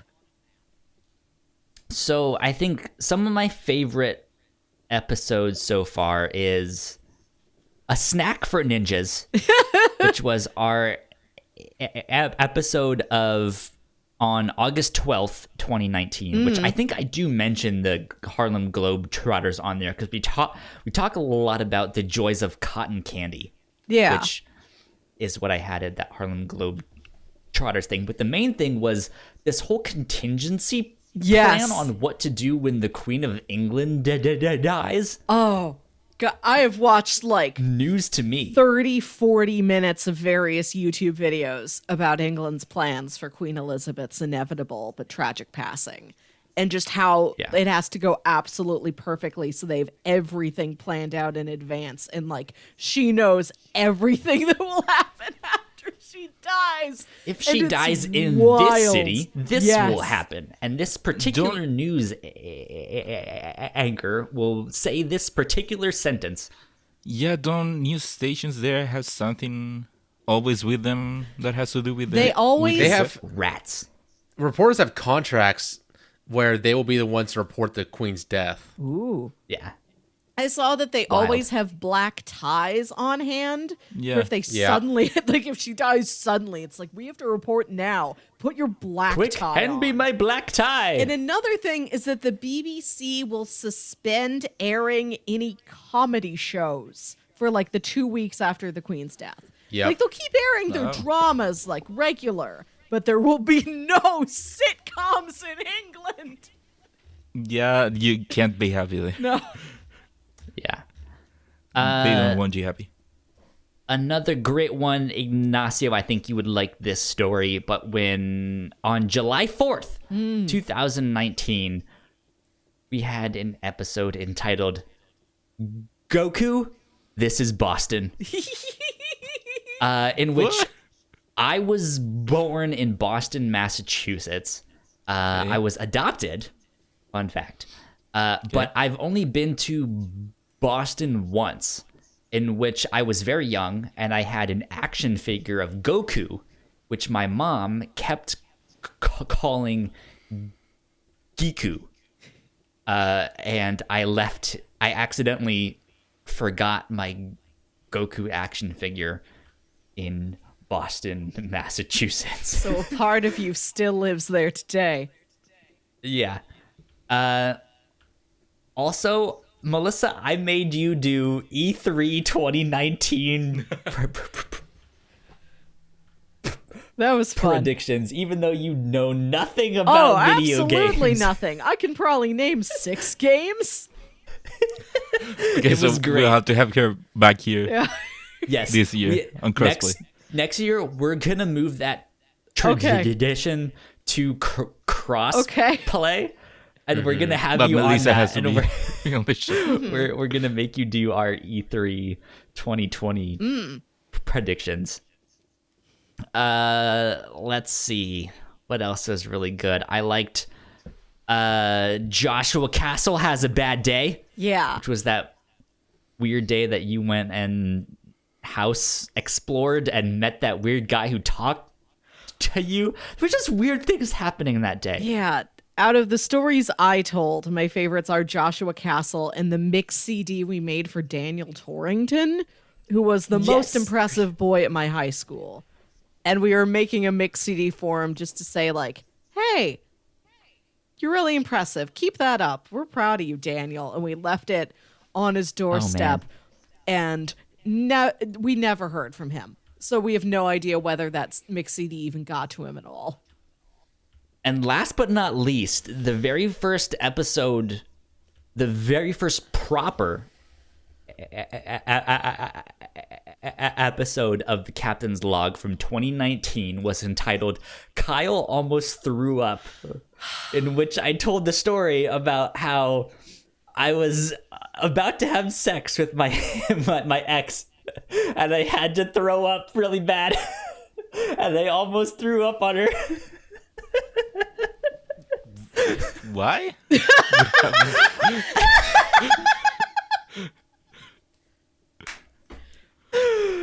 I was maybe a little bit drunk, and we were getting down to business to defeat the Huns, and I all of a sudden had to throw up, and I was just like, "Get off of me! I have to throw up." Wait, so did you throw up? I did, but not on her. Thank God. But next to her? No, I made it to the bathroom. Okay. Go listen to episode 33 of the Captain's Log to go do all of The that fact stuff. that happened to you and you still continue to have a successful romantic life to this day gives me real hope. I just embrace the fact that I'm a fucking dork. And if someone along the way wants to meet up and connect, then they're the one. And I think Tub Thumping Girl might be that one. Who knows? We'll see. On that note, yeah, I do that need to was head fun. out. Oh, Okay. Yeah, Yeah. Mick, I think thank I you also so have much to head up for because hanging it's out pretty late here. with us. Ignacio, thank you as well yeah, thank you. for a lot of hanging fun. out with us Yeah. and doing It's all nice of that talking to you. stuff. It was I good think to, Nice to meet to you, meet gonna my wrap up. podcast brothers.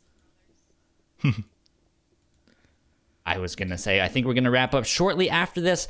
We will say goodbye to Mick and Ignacio. Maybe Melissa and I can Bye. come back afterwards and finish things up here with that. So, Ignacio, where can the people find you on the interwebs?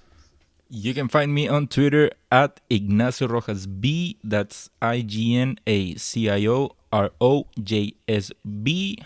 I would also like to plug my recent appearance on the Best Friends Talk Funny podcast. Go listen to that one.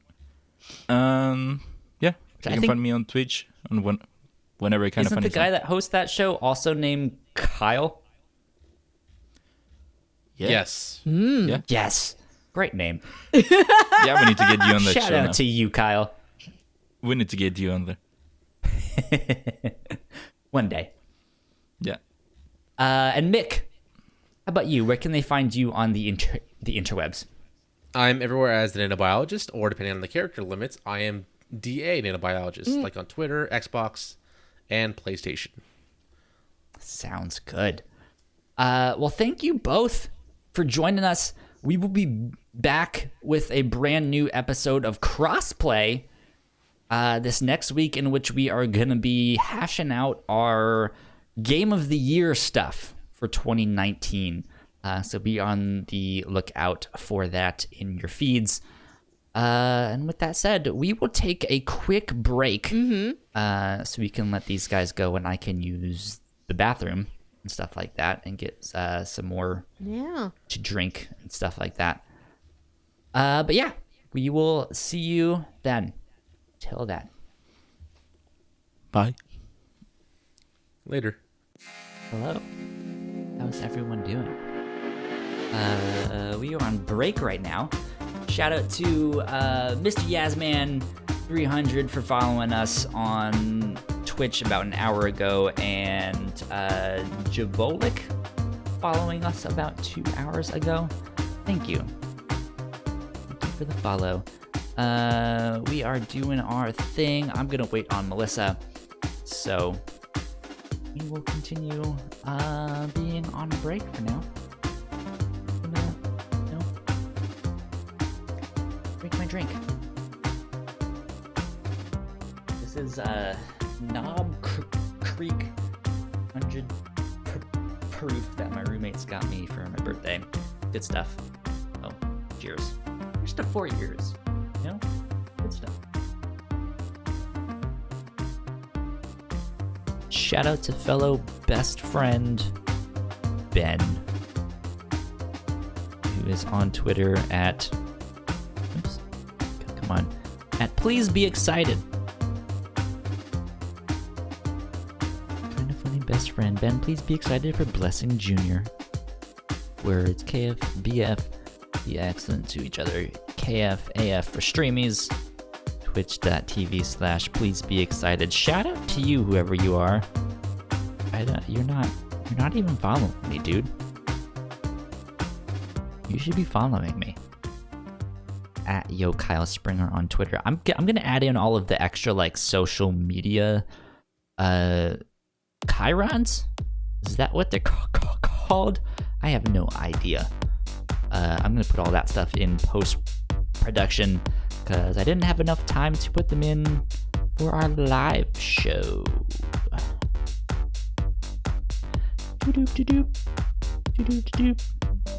Okay, going on to the Whatnauts Twitter. What did we tweet out? Retweet the comment. We are taking a break at the moment, comma. but we'll be back ASAP. Space or line break. Thanks to Ignacio Rojas and nanobiologist for joining us for most of the episode. Boom. Double exclamation mark. Retweet. There we go. Okay, Melissa is back. You all can still hear me on the mic even though we are on our we will be right back screen. I'm going to turn my mic off for just a sec. We'll be back in a sec here. Does this work?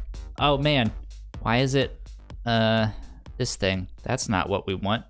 Let me browse for this. Hello everyone. Everything is all messed up right now. It does not look like it's supposed to. Give us a sec. We're trying to fix things and open a box of candy that I have spent the past 2 minutes trying to open and I can't. Okay, let's see. We need this guy. Orange RS2 PNG. Open. Okay, that's the thing we want. Let me fix my camera. Doop. Make me big. Yeah. And then I want to be big. wrong keyboard. When was the last time you've seen that movie? Have you seen that? I have seen that movie. It's been a long time since I've seen it entirely. But Jams used to work at Toys R Us, which had a partnership with FAO Schwartz, which is the toy store he goes to in that movie. So I think the Toys R Us employees were provided free copies of Big. I don't know. I think we had a copy of Big somehow through some sort of Toys R Us connection. Interesting. While I'm fixing things Yeah. here on the Twitch stream, let me put you on the spot. Yes. I just bit my tongue. That's why I was like, let me put you in the spot. Okay. What is the best thing that you have ever gotten that was free? Oh, I've gotten some really good theater tickets for free. Like, it's happened a couple nice. times over the last, 2 or 3 years that somebody I know or a family member's somebody they know, several degrees removed, has theater tickets that they are unable to use at the last minute, and they get to me and they're like, no, don't worry about paying me back. So I've gotten to see nice Broadway musicals in nice theaters in really good seats for free. Okay. Yeah. Nice. Do you remember what that show was? Yeah. I saw the Dirty Dancing musical. I saw Come From Away, which was a musical I was really hoping to get to see. I saw All Shook Up, which is a jukebox musical based on Elvis songs. But the plot of the show is loosely framed around the Shakespeare play Twelfth Night.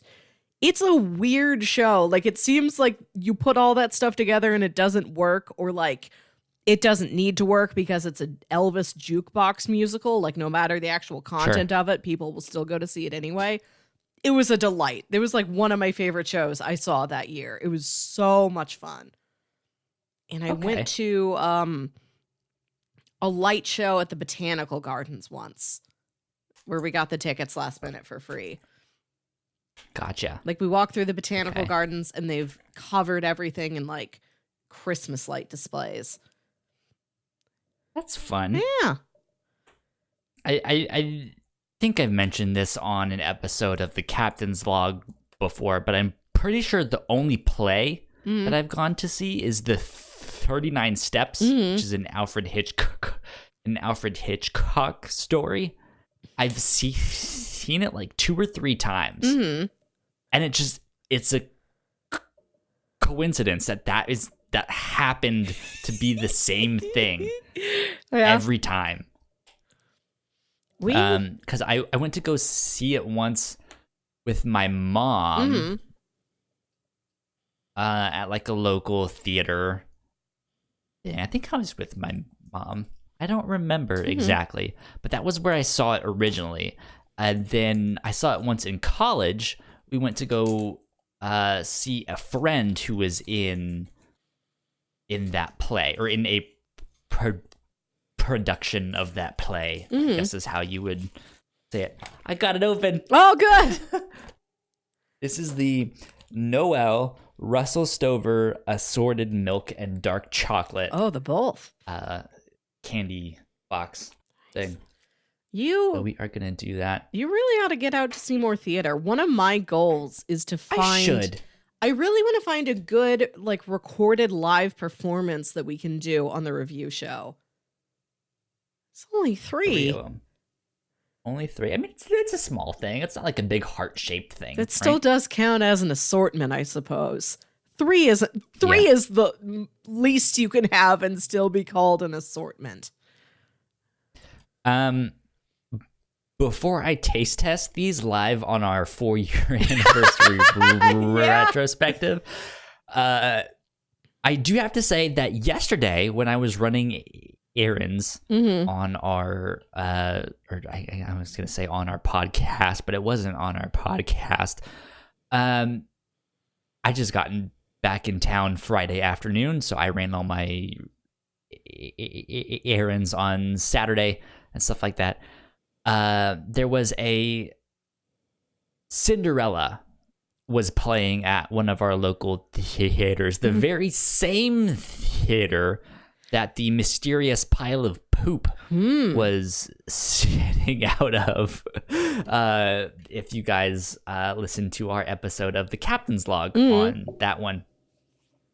And it was Cinderella was playing, and it was actually the busiest I've seen that theater. It was a bunch of like mothers or grandmothers all taking their daughters. Yeah. And they were dressed up. Yes. Every one of them was. It was great. Aww. They were in like full on cosplay and like these fancy gowns and stuff like that. And I was like, this is awesome. This is so good. This is so much fun. Yeah. So one of these days. One of the local theaters here, the Muni, is an all-outdoor theater.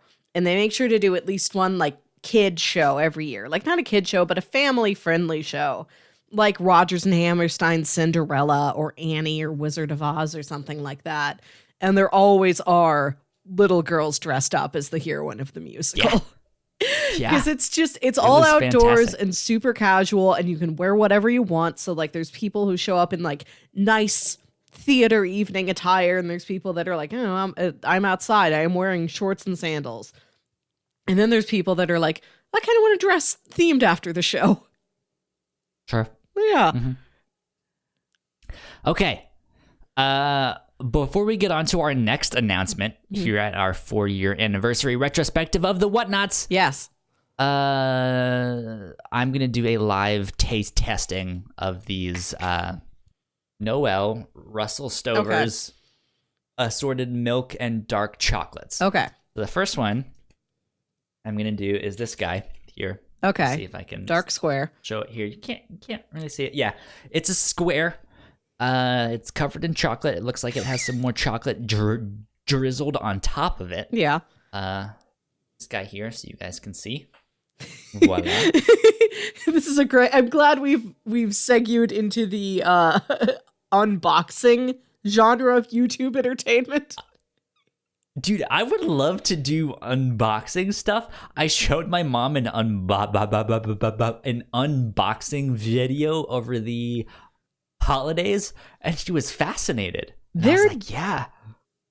They're fascinating. I watched like a 30-minute video of somebody opening up that giant like Marvel Infinity Saga box set that costs like $400.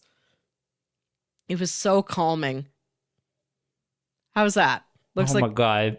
looks like a caramel. This is great. Oh man. It is caramel and it's amazing. Ooh. It's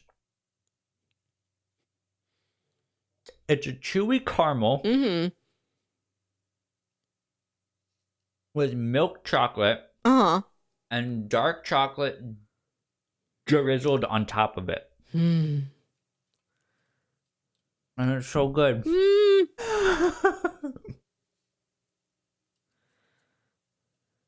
Oh. Okay. You're having an experience over there.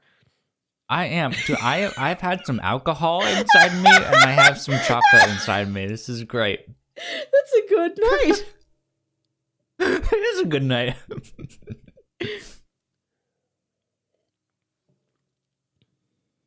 Shout out to Billy the Door, Ah, who followed us on Twitch oh, thank about you. 10 minutes ago. Hi, We need those. how are you? Hello. Billy the Door.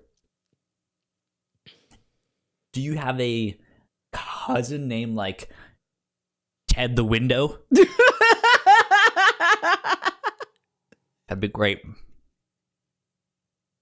That'd be great.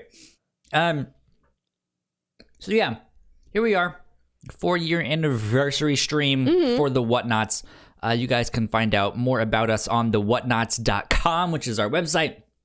We make a whole bunch of podcasts and all sorts of good things like that.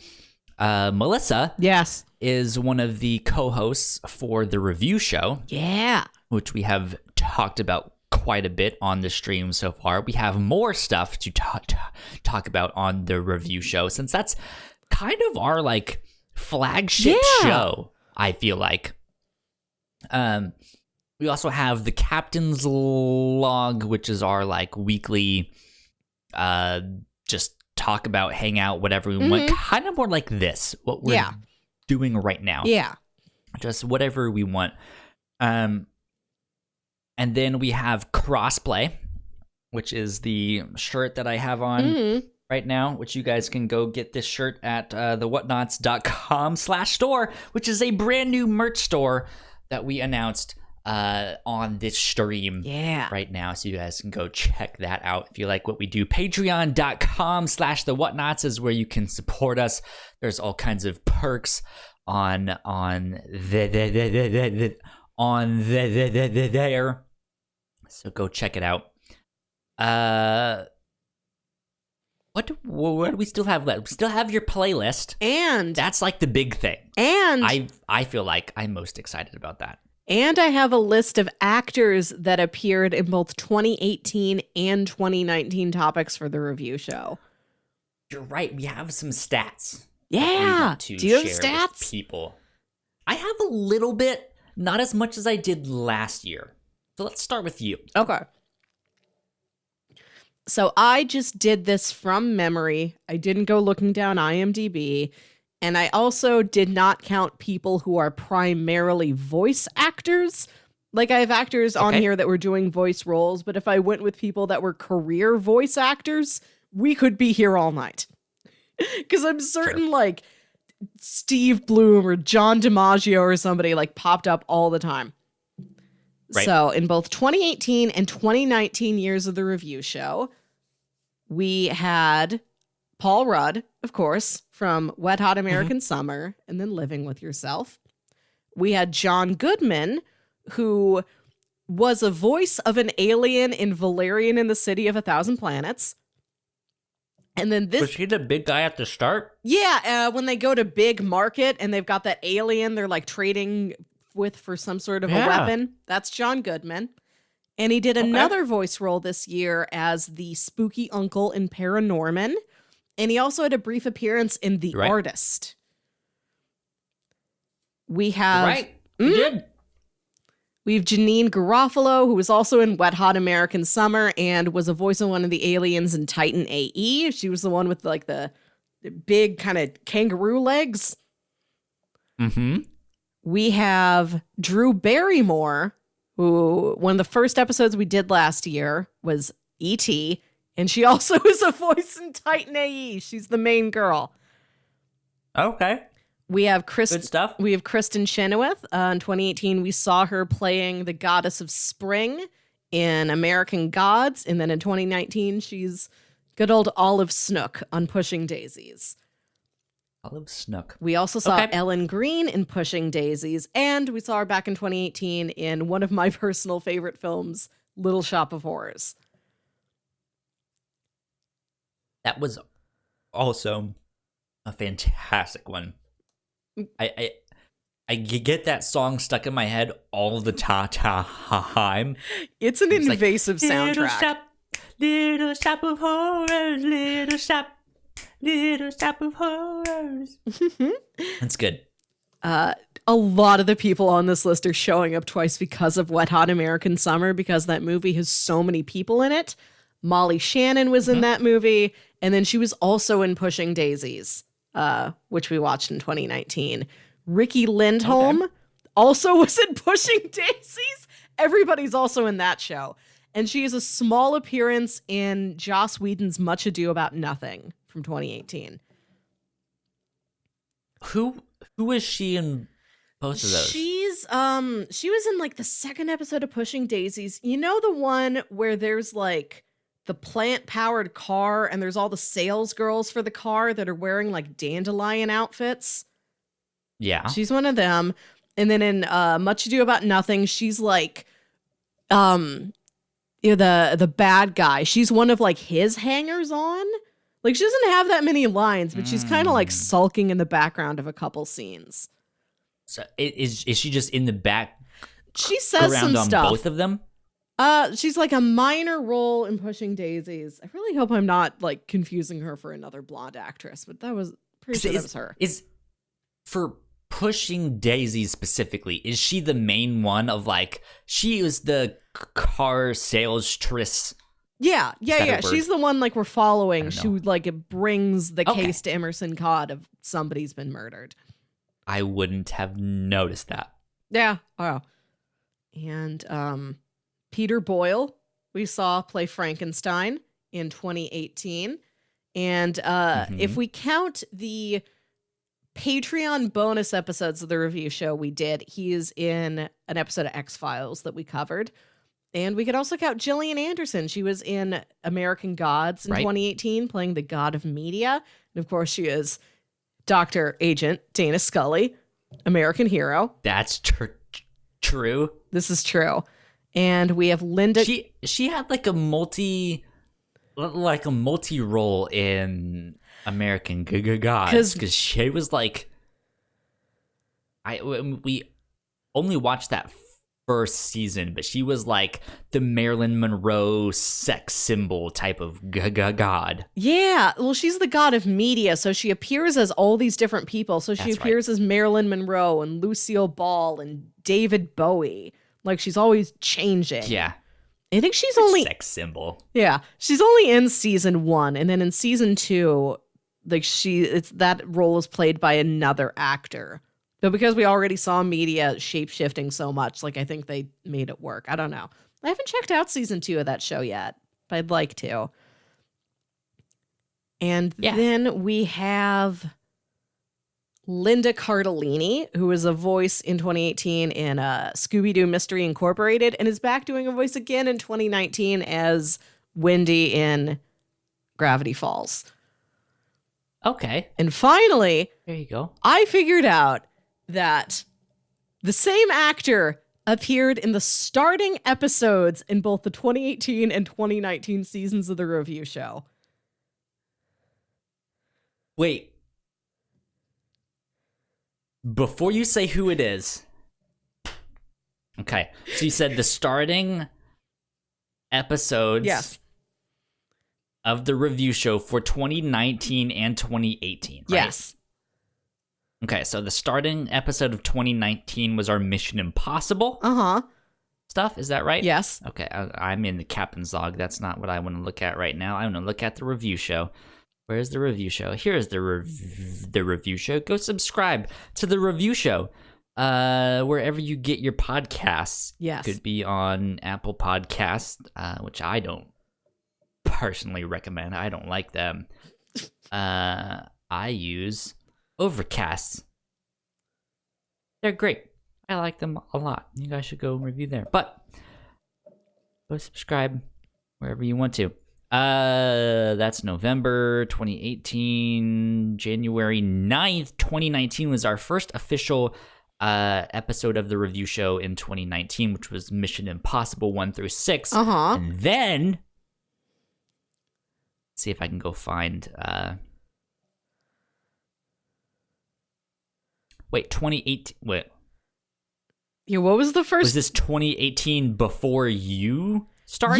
Yes. The first episode of what you started calling the review show, when it was just you. The Path. I think I know who you're talking about now. Because I think she's really fucking hot. Oh, there's somebody else? Who's in both of these things? Is there another actor? Is that what I'm thinking about? Let me see. What if we stumbled on? I think so. Actually, this is wild. Okay, let's see the Path. Okay, so the first episode of the review show that I did, which was by myself. This was after Paul stepped down. And so this is something I haven't seen. I know what it is, but I haven't seen it. So I only know the lead actor in it. Aaron Paul. What?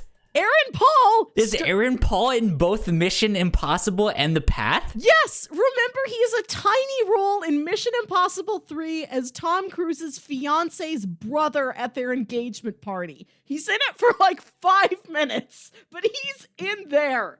Aaron Paul rang us in both years. Is that who I'm thinking of and I just don't remember? I don't know what hot ladies are in The Path, Kyle. No, she's in both. Who is it? Michelle Monaghan. Oh, yeah. Who is playing the sister? She is playing Aaron Paul's sister, Tom Cruise's fiance in Mission Impossible. And she is Aaron Paul's wife in The Path. God, that's boggling. How did you not see this when you looked it up? All I knew about The Path was like the thumbnail image for it that you put on the YouTube page for your recording of the episode, which is just a picture of Aaron Paul. I don't know who else is in that. I had told you. I didn't IMDb anything. I went off memory alone. She's so hot. I don't know why I started with this sentence because now I completely forget what I was about to say. But yeah, how does that happen where you were like, I'm gonna look for actors who are in the same thing? Oh, Aaron Paul, he is in the same thing twice, and you completely forget Michelle Monaghan. I'm telling a year later. No, I didn't know who else was in The Path besides Aaron Paul. I told you I didn't look at anything. She's a main character. Yeah. I don't know. She's like one of the main characters. That's wild. Why didn't you put her in the thumbnail? This is on you. I just picked a image that worked. I don't know. Oh man. So that takes us to how many is this? Side note, nothing to do with what we are talking about right now, but let's see. Rachel, tub thumping girl, yes, just texted me and said, pretty sure someone just got shot at the hotel behind us, so that's cool. Text me 3 minutes after that and says, yep, here come the cops. Oh dear. So that's happening wherever Rachel is. Be safe, Rachel. But that is wild. Michelle Monaghan, I am. She's top notch. Good. I'm glad we found an additional thread. There were threads I didn't even notice. So yeah, that's 13, at least 13 actors who have appeared in both years of the review show. Wow. And we know, because we know our first episode of 2020, we're about to record in the next couple days, is the BBC series Sherlock. So we have at least one more link, because last year Martin Freeman appeared in Ghost Stories. So we're already starting it again. Technically, if you want to count Reactor Core episodes, Benedict Cumberbatch, whatever his name is, is Doctor Strange. Yeah, and he's also Sherlock. Yeah, he is also the voice of Satan in Good Omens. Ooh. Yeah. Okay. Yeah. He just, like, Satan's voice comes over like a car radio taunting Crowley at one point. And it's Bendy Straw Cracker Barrel. Good stuff. Do you have any more statistics? No, that's all I came with. And then I've just got the playlist whenever you are ready. Okay. Well, let me do statistics on my end. Yeah. I'm actually very disappointed in statistics for this year. Namely, because I'm very confused. Okay. Last year, I'm sure I was like, here's our top episodes, here's our most listened to country, here's our, like, the listening devices that people are listening to. I don't know how accurate those were, actually. Okay. I have reason to believe they might not be accurate. Okay. Simplecast, which is our hosting provider, they host all the episodes of our podcast. I like them a lot. I've kind of started to like them a little bit less this year. I'm starting to see the boundaries of where they are, but I don't know if some of those episodes are accurate. All that stuff. So let's start with this. According to Simplecast, this is all-time downloads since we started with them, and I think the first year we started with them was when Paul was still here. So it was a couple months, and then it was like you came on in like April. Yes. I think. So according to Simplecast, in our analytics here, 31.79% of people listen to our podcasts via Apple Podcasts. 21.18% listen in Overcast. Again, that's the one that I use, so who knows what that means. I don't actually, I don't subscribe to our own show because I don't really want to inflate the numbers. I subscribe to our own shows just so I can know when specifically you put the episodes up. Okay. That makes sense. And then third, with 8.53% is iTunes. People are still using iTunes, even though last year they announced that they are getting rid of iTunes. Anything on there for Podcast Addict? That's my app of choice. It did not. Well,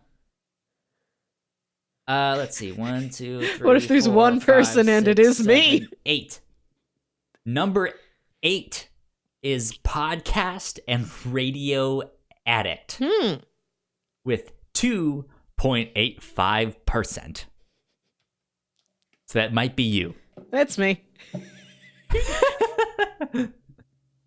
I will say that we have a very humble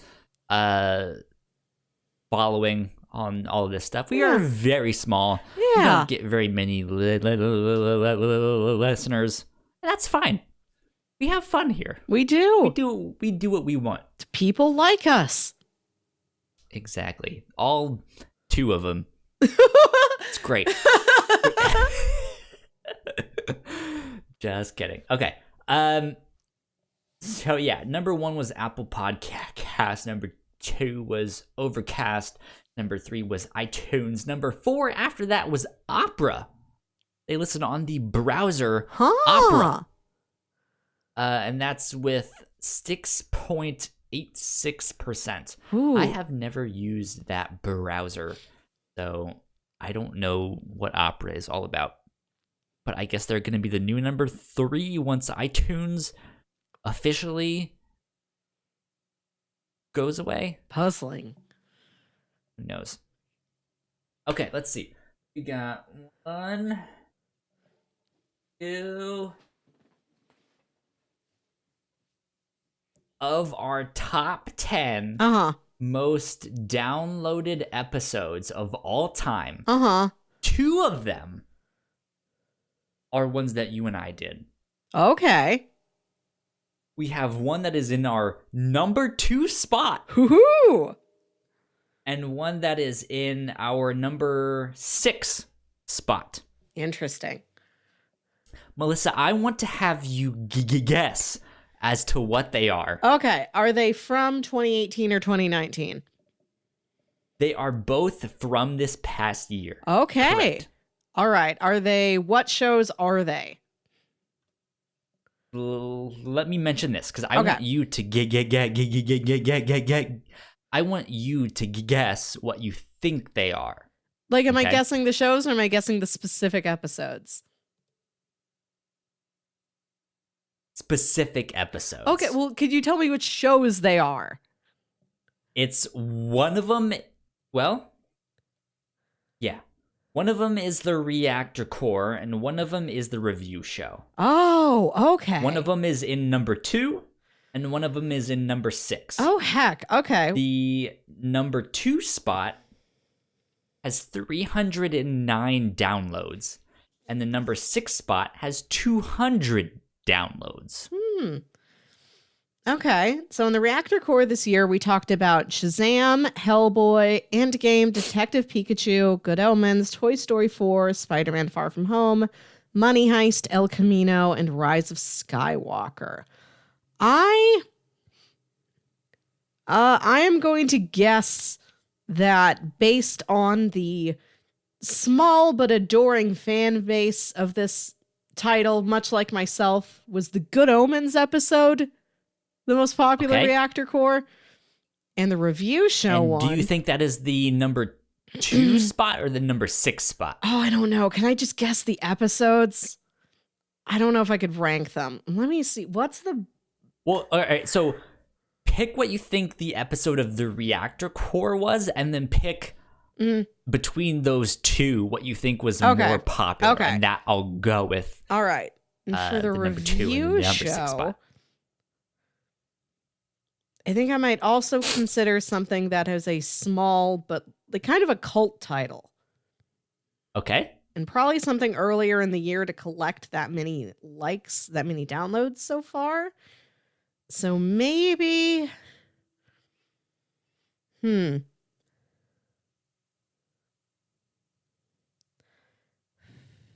Ugh. Heck. I'm going to guess Gravity Falls. Gravity Falls. Okay. Okay, so you picked for the Reactor Core. I completely forgot what you picked. I'm kind of drunk right now, if you can't tell. I picked Good Omens. Good Omens. Okay. And Gravity Falls for the Review Show. Okay. Of those 2, what do you think takes the number 2 spot? And what do you think takes the number 6 spot in our top 10 most downloaded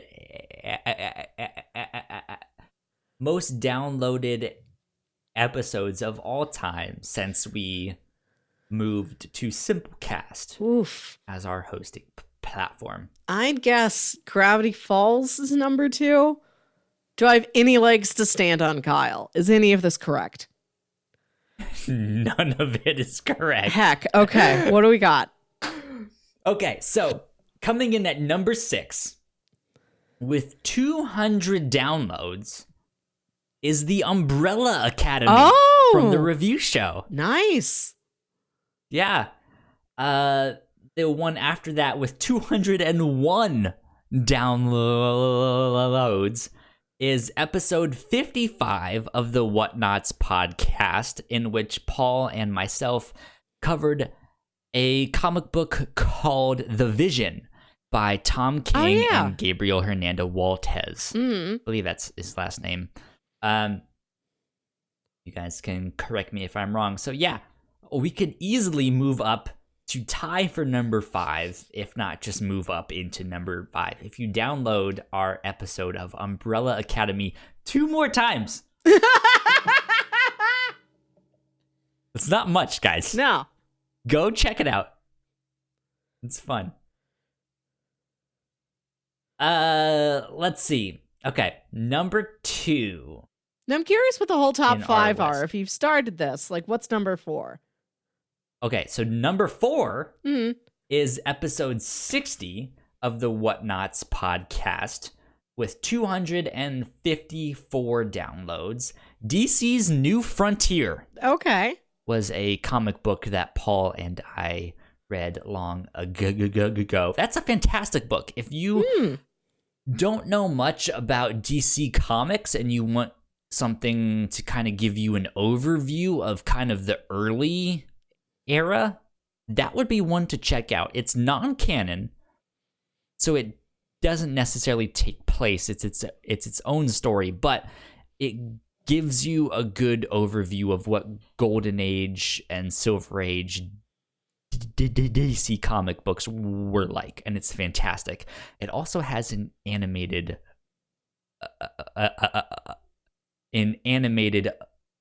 adaptation. You guys can go watch that as well. Number 3, with 297 downloads, was episode 5 of the Whatnauts podcast, which was the Black Mirror season 1, in which I was like, they fucked a pig? So I have only ever seen season 1 of the Black Mirror. I like it a lot. I don't know if I like it enough to keep watching. I felt personally like they relied too much on shock and awe to like hook you in, because episode 1 was all about them fucking that pig. So if that puts you off, I understand. And then episode 2, which I will skip for now, which is the one that is the thing. Yeah. But our number 1 most downloaded episode of all time since switching to Simplecast. Is it? Can I guess this one? Because I know this is the most watched YouTube video on our feed. Is it also dark? Did people just go wild for the dark episode? No, they went wild for it on YouTube. They did not go wild for it on our podcast services. With 346 downloads, it is episode 1 of the Whatnauts podcast, The Black Tapes. And that is by far our worst episode ever. It is. Well, It's great. At least 2 of those listens are me, because I listened to it when I first found the podcast, and I listened to it again last year, just to sort of give myself some perspective on where you started. I'm so sorry. No, it's entertaining. And what's wild about it is that nowadays we're so particular about like, well, we're reading these 2 volumes. We are watching the first 26 episodes. That you're just doing as many episodes of the Black Tapes as were out at the time. And you don't even remember how many episodes it is. Half of it was also like Clear Lake's 44. I really like the liked YouTube. hearing about that, though. Like, that was something that stuck in my head, and I couldn't remember what it was or who told me about it until I re-listened to that, and I'm like, oh, that was something Kyle was talking about in the first Whatnauts. So, Clear Lake's 44 is like the sequel to Marble Hornets, which is the YouTube kind of video series put out that was the, if I'm not mistaken, the origination I don't know if even that's a word, but where where Slender Man originated. Old Slendy. Old Slendy. Good old Slendy. Kyle, can I take a moment and tell you a great joke? Yes. Okay. So, are you familiar with the Jackbox Party Pack? I am familiar with it by name, yes. Okay. In the new version of it, Jackbox Party Pack 6, there's a game called Joke Boat, where the premise is that you're hacky stand-up comedians on a cruise ship. And you were just filling out blanks in these classic old joke prompts, like, you know, Okay. I like my women like I like my blank. Blank. You know. My coffee. Hot and ready in a minute. Alrighty. So, like, you start the game by just filling out a bunch of words. Like, you just put words into a word bank, and then it comes back and it's like, okay, here's your prompt. Here's a couple words for you to choose from to fill in that blank, and now you write the punchline for it. So, Okay. friend of the show and prior co-host Jack was playing this. And Shout out to Jack, by the way, who just started supporting us on Patreon Yes. like a week ago. yes, Shout out to you, thank you. Jack. So one of the words in her word bank she can pick from is Slender Man.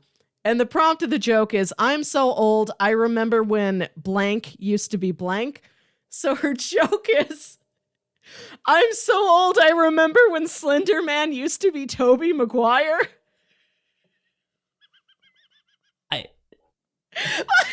I'll be honest, I don't know if I understand that one. It sounds like Spider-Man. He was. Is that really the That's joke? the joke, because Slenderman sounds like Spider-Man, and he was the first Spider-Man in our hearts. No, it doesn't. No, it's a perfect joke, Kyle. It's a perfect joke. All right. I'll take your word for it.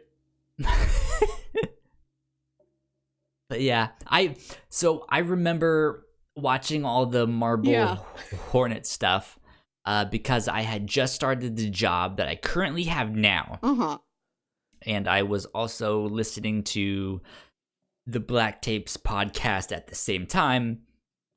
And they had like shuffled me away in this like small closet of just like, do your job in here, part-timer. Do your thing. So that's where I did my thing. And I did my job, and I still have that job now. I am no longer forced to work and slave away in a closet. But I have my own cubicle on the same floor where everyone else works. It's great. That's moving on up in the world. It is. Okay. Number 2. Yeah, what is it? We have skipped this one. Our number 2 most downloaded episode of all time with 309 downloads. This is from something we did in 2019. Which is only 37 downloads away from the number 1 spot. Math, ladies and gentlemen. Is an episode of the Reactor Core. Yes. The Money Heist. Oh, good. Yeah. Wild. I'm I glad. think on our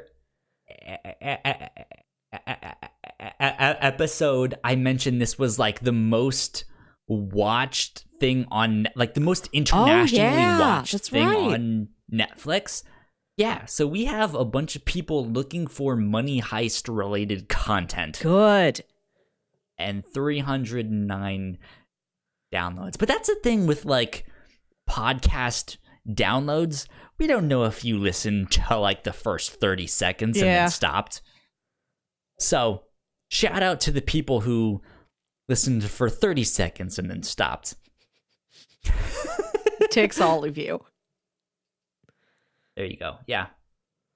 Well, let me see. Let's say last statistic.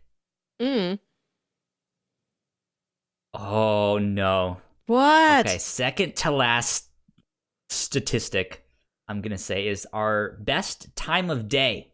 What would you say? What would you say is the most, or like the best time of, what is our peak time of day for the Whatnauts? Like when in the day we are downloaded the most? Yes, yeah. 11 a.m. Wrong. What is it? 4 p.m. Okay. Oh, so we're the commute home. We're how you unwind. Yes. Yeah. Commute home. Okay, last statistic I will share for this is our top countries. Yes. I think without a doubt, you guys know that it is the United States. Here we are in America. But how many downloads as of literally right now? Actually, let me refresh the page and make sure. Because if this has gone up, this would be amazing. It's 4 p.m. somewhere. Still the same. It's 4 p.m. somewhere. How many downloads does the United States have as the top country for our most downloaded countries? Melissa, what do you think? 1,012. It is higher. Oh, that's nice. Much higher, actually. 2,012. Keep going, Oh Melissa. boy. 3,012. Keep going. 4, 5, 7. Keep going. 9. Well, warmer. 8. Very warm. No. No, it's Down. It's 9. 7 something. Very, very hot. Normally a 7 would be right on the edge of being considered hot. She's just 7.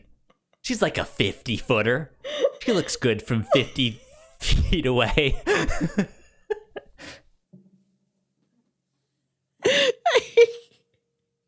I don't know How many many is it? downloads?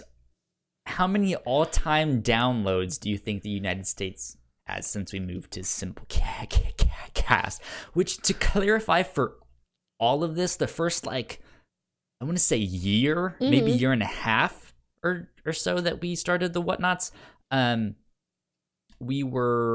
our hosting was through Libsyn, and they did all of that stuff. So we eventually switched to Simplecast. And so this is only counting from when we switched to that stuff. So it's mainly all the stuff that you and I have done. Mm-hmm. It's very, very hot at 7,000. Is it 7,004? Colder.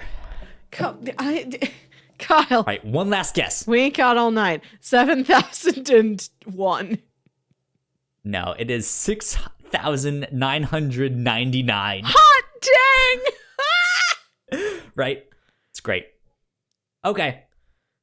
That's enough statistics because most of you guys don't care about all of that stuff. I just think it's fun to look at some of that stuff. Melissa, before we get on to your playlist, which will be the last thing that we talk about, I want to see here.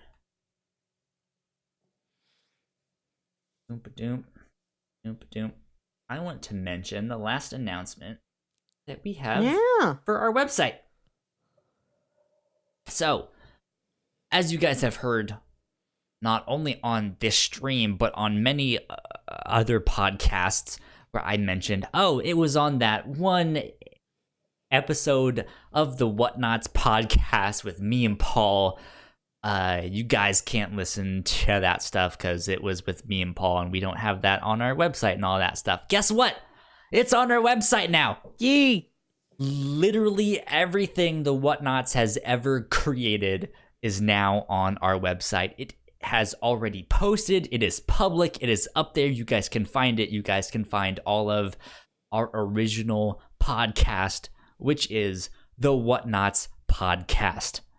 That was our very first podcast that we made. It's basically what Melissa and I do from week to week as the review show. It is our weekly book club style podcast. We pick something new every week, and we talked about it. Could be a movie, comic book, TV show, who knows? We do all that stuff. It's great. It's fun. That stuff is all up on our website. So if you go to thewhatnauts.com, as I'm going to go to right here, right now on my laptop, so I can walk you guys through this. You guys can go to thewhatnauts.com, and if you see shows in our navigation, you guys can scroll down to the Whatnauts podcast and see every single episode of the Whatnauts podcast, which is over 100 of them. There you go. I was about to stutter for like 3 minutes on the word that I was about to say, so I'm just not going to say that one. You guys can also, if you scroll down a little bit, on our homepage, it says "Welcome to the Whatnauts," and then underneath that, it has our shows, and it lists our 4 main shows right now. But there's a button directly underneath that where you guys can hit, and it will bring up a full list of all of our shows there, and it has the Whatnauts podcast right there. It's the original one that we made, so go enjoy that. There's a lot of stuff up there if you guys want to check out that stuff. More content for you. Yeah. On top of that, that includes the first 12 episodes of the Captain's Log. I think the first 11. Because episode 12 was the one that Paul announced that he was stepping down. And then the one after that, I think Eric started with us with that one, which was the first one that we started on Simplecast, started posting on the website, all of that stuff. So episode 1 through 11 has never really been on our website. Truly.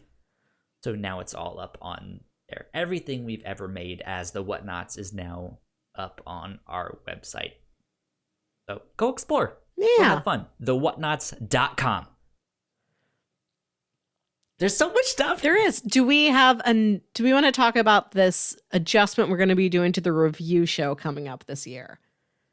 Yes, we do want to talk about that. Melissa, take it away. So we are going to try something a little different with the review show, because the format of it has been we pick something on Sunday, we record about it the next Sunday, so it has to be something we can cover in a week. So we're always doing season 1 of a show, maybe 2 seasons of a show if it's got real short episodes. We never get very far.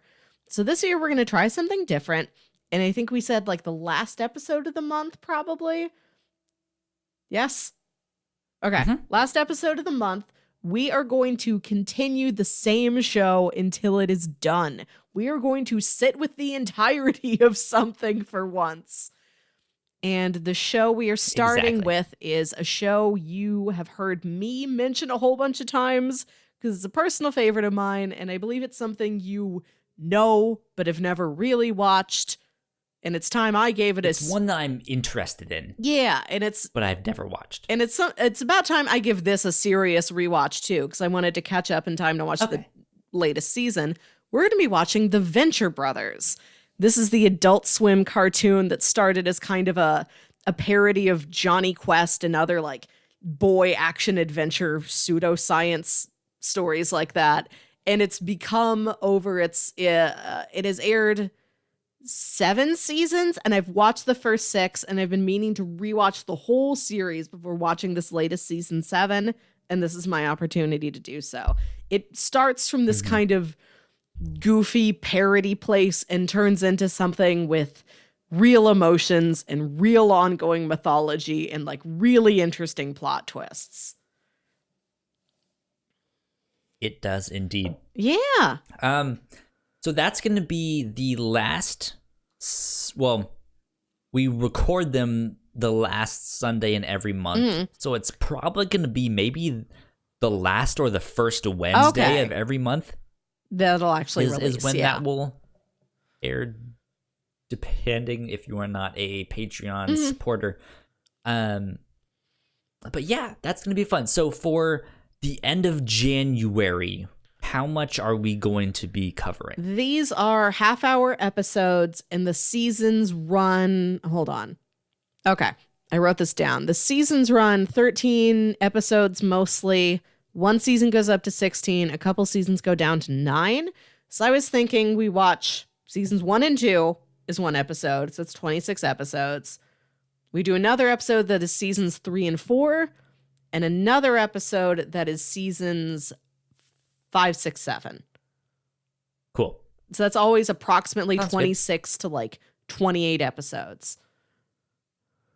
Sounds good to me. And So be on the lookout for that. yeah, I will also, just a tip out there to the listeners, if you'd like to watch along, this is available on Hulu. The first episode Perfect. listed on Hulu is actually the pilot, which was not part of the regular series order. It was something they made like 2 years ahead of time. The animation's off. The tone of the show is off. I don't recommend starting there. Start with what Hulu lists as episode 2. Get deeper into the show. Then go back and check out what it lists as episode 1. I don't think it's a good starting point to the series, but I think it is an interesting oddity once you're already a fan. I wish they wouldn't list the pilot as the first episode. Sometimes you have to, too, though. I mean, hey, our most downloaded episode of all time is literally episode 1 of the Whatnauts podcast, and it's our worst one. It's so bad. I had no idea what I was doing, and Paul had no idea what he was doing. But yeah, so that's back what we used to do with the Whatnauts podcast when we first started is every 3 months we had a special episode called a Crunchy Peanut Butter episode. And that was just for content that we couldn't consume within 1 week. Yeah. So maybe we read all of Y the Last Man or watched all of Star Wars The Clone Wars cartoon. That's something we can't do in 1 week, right? So we took 3 months and we watched or read all of that stuff. Excuse me. And that's what we did with that stuff. So this is an alternative to that. This was all Melissa's idea and all her initiative. So I'm excited about that. Yeah. Let's stick with a show for more than like one thing. Yeah. And this is a show, this isn't over. I think this is still ongoing. The Venture Brothers has a really small production team. It's like mostly like these 2 guys that write and voice act everything. So it takes a long time. It's like a season every 2 years. So we will be watching everything that is out, but it's not over. But if you want to tease the show, we've already picked out the show we're going to cover after the Venture Brothers. This will be over. I believe the show just concluded, and so by the time we're getting to it, it should all be collected out there for us to stream or something. We're going to be watching Mr. Robot. Starring the astounding Rami Malek, a personal favorite. I've seen season 1 of that show, and it's one of my favorites. Good. It's so good. I'm real psyched for this. And like, this is a show you pitched to me months ago, and I happened not to pick it at that time. I forget what I picked instead. My friend Jack was listening to that episode, and she's like, want to watch Mr. Robot. So she's watched all of it. She's gotten obsessed with Mr. Robot. She's always mentioning Mr. Robot. And I'm like, now I have to see this. Why didn't I pick it in the first place? But this is going to be the perfect opportunity to watch all 4 seasons of that show, the complete series of that thing, later on this year. Okay. Good stuff. So for the end of January, be watching Venture Brothers seasons 1 and 2. We're going to be talking about all of that stuff at the end of the month. Yeah. So be on the lookout for that.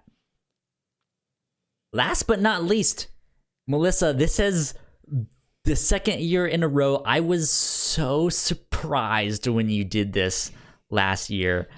It was amazing, and it was, I think, by far my favorite thing that has happened on the Whatnauts. Period. I'm glad. It was so good. So you made a playlist of songs that represented everything that we covered on the review show. Or it was almost most everything. things. And it's the same thing again this year. Like, there were a handful of things, even things I liked that I could not come up with a song for. But most everything's on there. I'm about to Oh. try. Oh, yeah. Oh, we're number going to take a 2 chocolate of break? my Russell Stover's thing. Yeah, let me at least try this one. This is a round milk chocolate appearing. Round milk chocolate with like creamy chocolate nougat insides. Oh, It's almost like a Three Musketeers bar. that sounds good. But as you can see, the inside is like, I don't want to say dark chocolate, but it is darker in color. It's still milk chocolate. But that one is like the pure milk chocolate one. It's good. Nice. Okay. Okay. All right. Sorry. No, that's okay. No, I did want to know the rest of the chocolates in that box.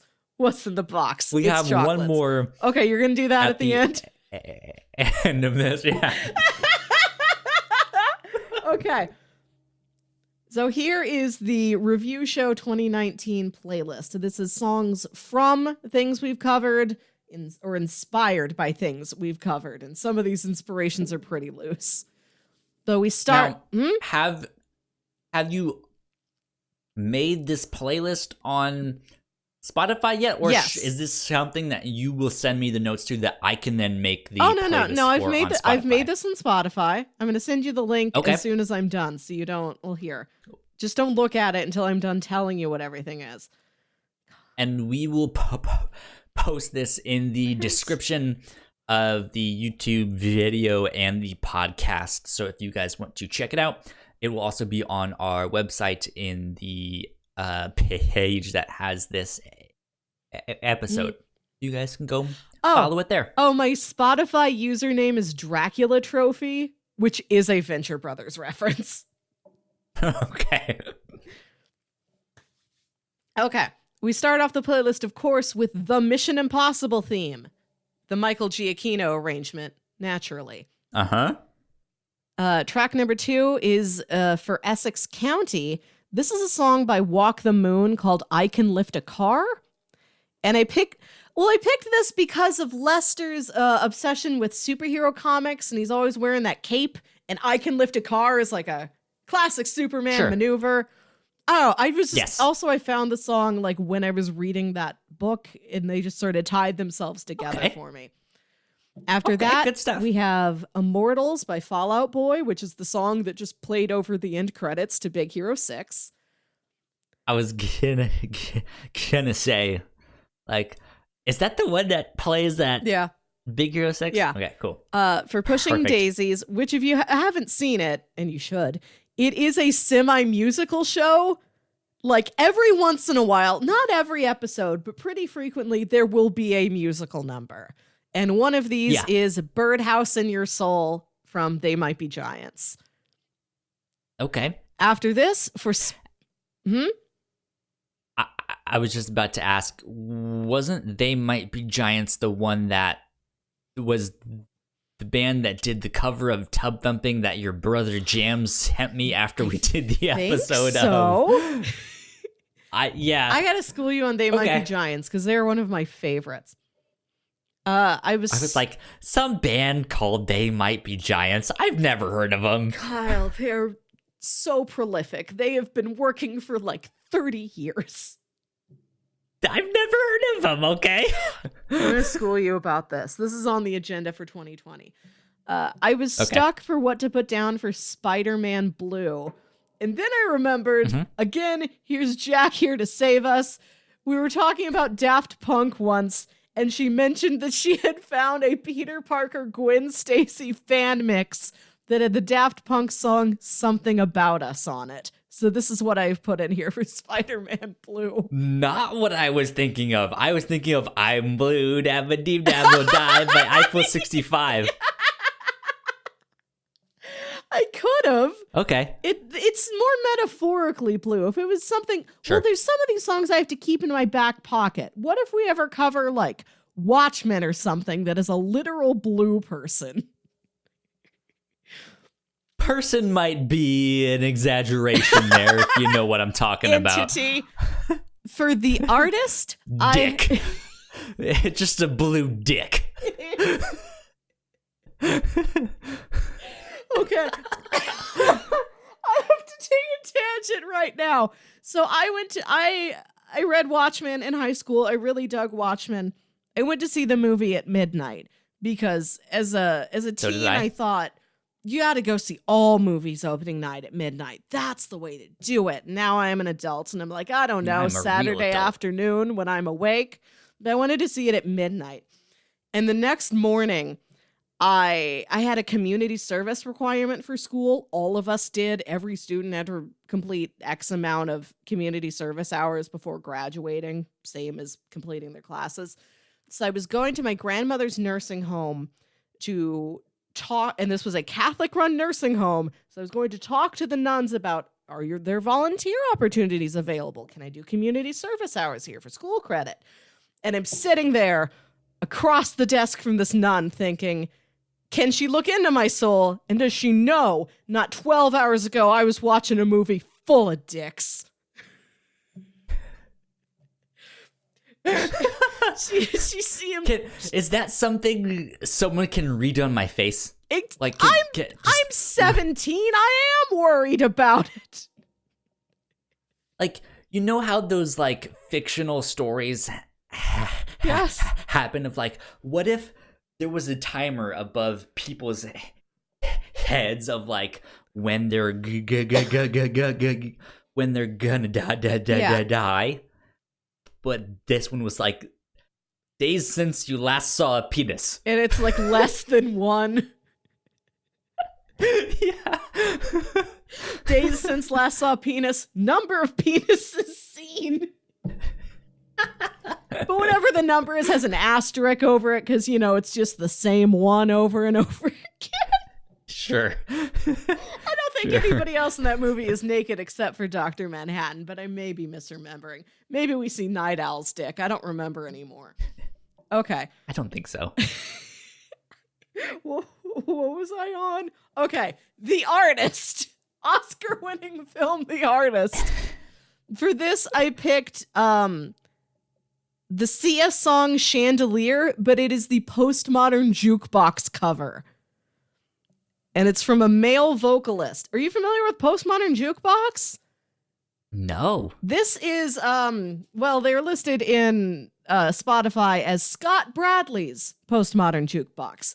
And this is a collective that takes modern... Him specifically. Yeah. This is a collective that takes modern or contemporary pop songs and does them in the style of like tunes from earlier in the 20th century, like 1920s, 1930s, 1940s style. So this is this like grand 1920s male vocalist singing this modern pop song about partying too hard.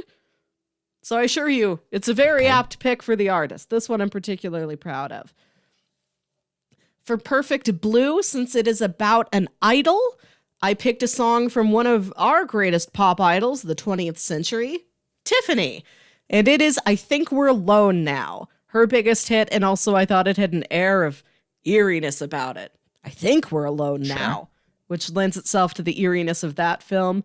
Also, side note, this song is also featured prominently in the Umbrella Academy. But I didn't double dip. I picked a separate song for that one. So, before you continue, yes, maybe for the interest of time, yes, let's not name every single thing. Oh, what? Just for the interest of time, let's give people the highlights. The highlights of like, here's some of the great ones, or here is everything that we've been up to. Okay. This year. Yeah, because some of these are just the theme song for the thing, so those are self-explanatory. Sure. Yeah. Let's see. Exactly. For the Earth Collective, because it is a story about people that live entirely in constantly moving vehicles, I have Life is a Highway. Life is a highway. I'm gonna ride it all night long. No, you're the one that's delaying us with all this singing time. For Flavors of Now what? Love, Shut up. because there's that framing device and that kind of epilogue at the end where they're all those characters from the separate stories are together at the same airport at the same time. I have a song called At the Airport Terminal by Bill Wirtz, who's that History of Japan guy, if you've seen that YouTube video. I have not, but sure. Oh my God, Kyle. We're just... I have a lot of homework I have to give you. Okay. For Serenity, a movie where Matthew McConaughey is a sad divorced dad who like lives to fish on his boat, I have the country song I'm Gonna Miss Her, which is about a man whose wife leaves him because he won't stop fishing. Yes, okay. It's perfect. For Transformers, I have Drive by the Cars. Drive by the Cars. You know. Okay. Who's gonna drive you home tonight? That song. I actually don't know that one. Oh, well, here you go. When you said Drive, I was thinking Incubus. That's the one that Yeah, I know. but this band is called The Cars. It's twice as much car. I know, right? It's great. For for Sweetness and Lightning, I have the Cooking by the Book song from Lazy Town. Okay. Titans, I remember Starfire, whenever she would show up, she had this disco soundtrack that would follow her. And I Yes. don't remember any of the specific disco songs anymore, unfortunately. So I put Ring My Bell on there. I figured if it wasn't in there, it should have been. Ring my bell, ring my bell. For I'm in Love and It's the End of the World, I found a great song called Almost Makes Me Wish for Rain, which is about so many good things are happening to me and now I'm suspicious and I feel like something bad should happen to balance the scales. Perfect. This is the most abstract one I have. For Annihilation, I have Dancing on My Own by Robin. I don't even know that song. Well, it's about what it's really about is this girl whose like date has like kind of casual boyfriend has just broken up with her and she's at a club dancing on her own and she can see him like across the club with another girl. And so I put that on there because at the end of the movie, Lena is like doing all those, she's kind of like just whirling around that lighthouse with that weird mirror version of herself. And then there's that ambiguous ending where they think they took the alien version back instead of the real human Lena. And there's a line in the song that goes, I'm not the girl you're taking home. Oh, Okay. these make sense to me. Told you, these are abstract. Sure, yeah. For the Terror, I have The Wreck of the Edmund Fitzgerald, which is a song by Canadian singer-songwriter Gordon Lightfoot about a seafaring disaster. Your favorite, Gordon Lightfoot. Love Gordon Lightfoot. For Rubber, I have the John Lennon song Watching the Wheels. For Stumptown, I have a song that was featured in the TV show that is inspired by those comics, which is Heart of I Glass still by haven't Blondie. watched I've only seen the show. pilot. That was another show, like I started it and I liked it and I just never got back to it, but I really like that pilot. And it's I'm got waiting for season 1 to be done, which it might be done. I just haven't checked. Yeah, I don't know. We should watch that. For American Vampire, I have the Christina Aguilera song Candyman. Okay. Yeah, for Harrow. Sweets. Yeah. Sweets was his name, right? Yeah, and he's constantly eating candy. That was an easy one. For Harrow County, Sweets. I have a Mika song called "Oh Girl, You're the Devil." For Very apt. yeah. For Happy Valley, I have a song called "Town Called Malice" by The Jam. This is a song about just hard times in Britain. More about economic depression and less about drugs ravaging your town, but the themes are the same. Hard times in Britain. We had a lot of hard times in Britain this year, and we started with Sherlock this in 2020, so the theme continues. For Primer, I have a song called "Deja Vu" by the band Bare Hands. Okay. It's like deja vu all over again. You have to listen to this song. If you listen to nothing else on this soundtrack, not even They Might Be Giants or The Cars, I found a song weeks before you'd even pitched The Devil as a part-timer to me. I found a song called "Down at McDonald's" with a Z. The band is called Electric Six. I cannot begin to even describe the song to you. It's just a rad bop about going to McDonald's. I'm playing it on YouTube. I don't know if you guys can hear it on the mic or I not. don't think that's it. Oh, no, yeah, it is.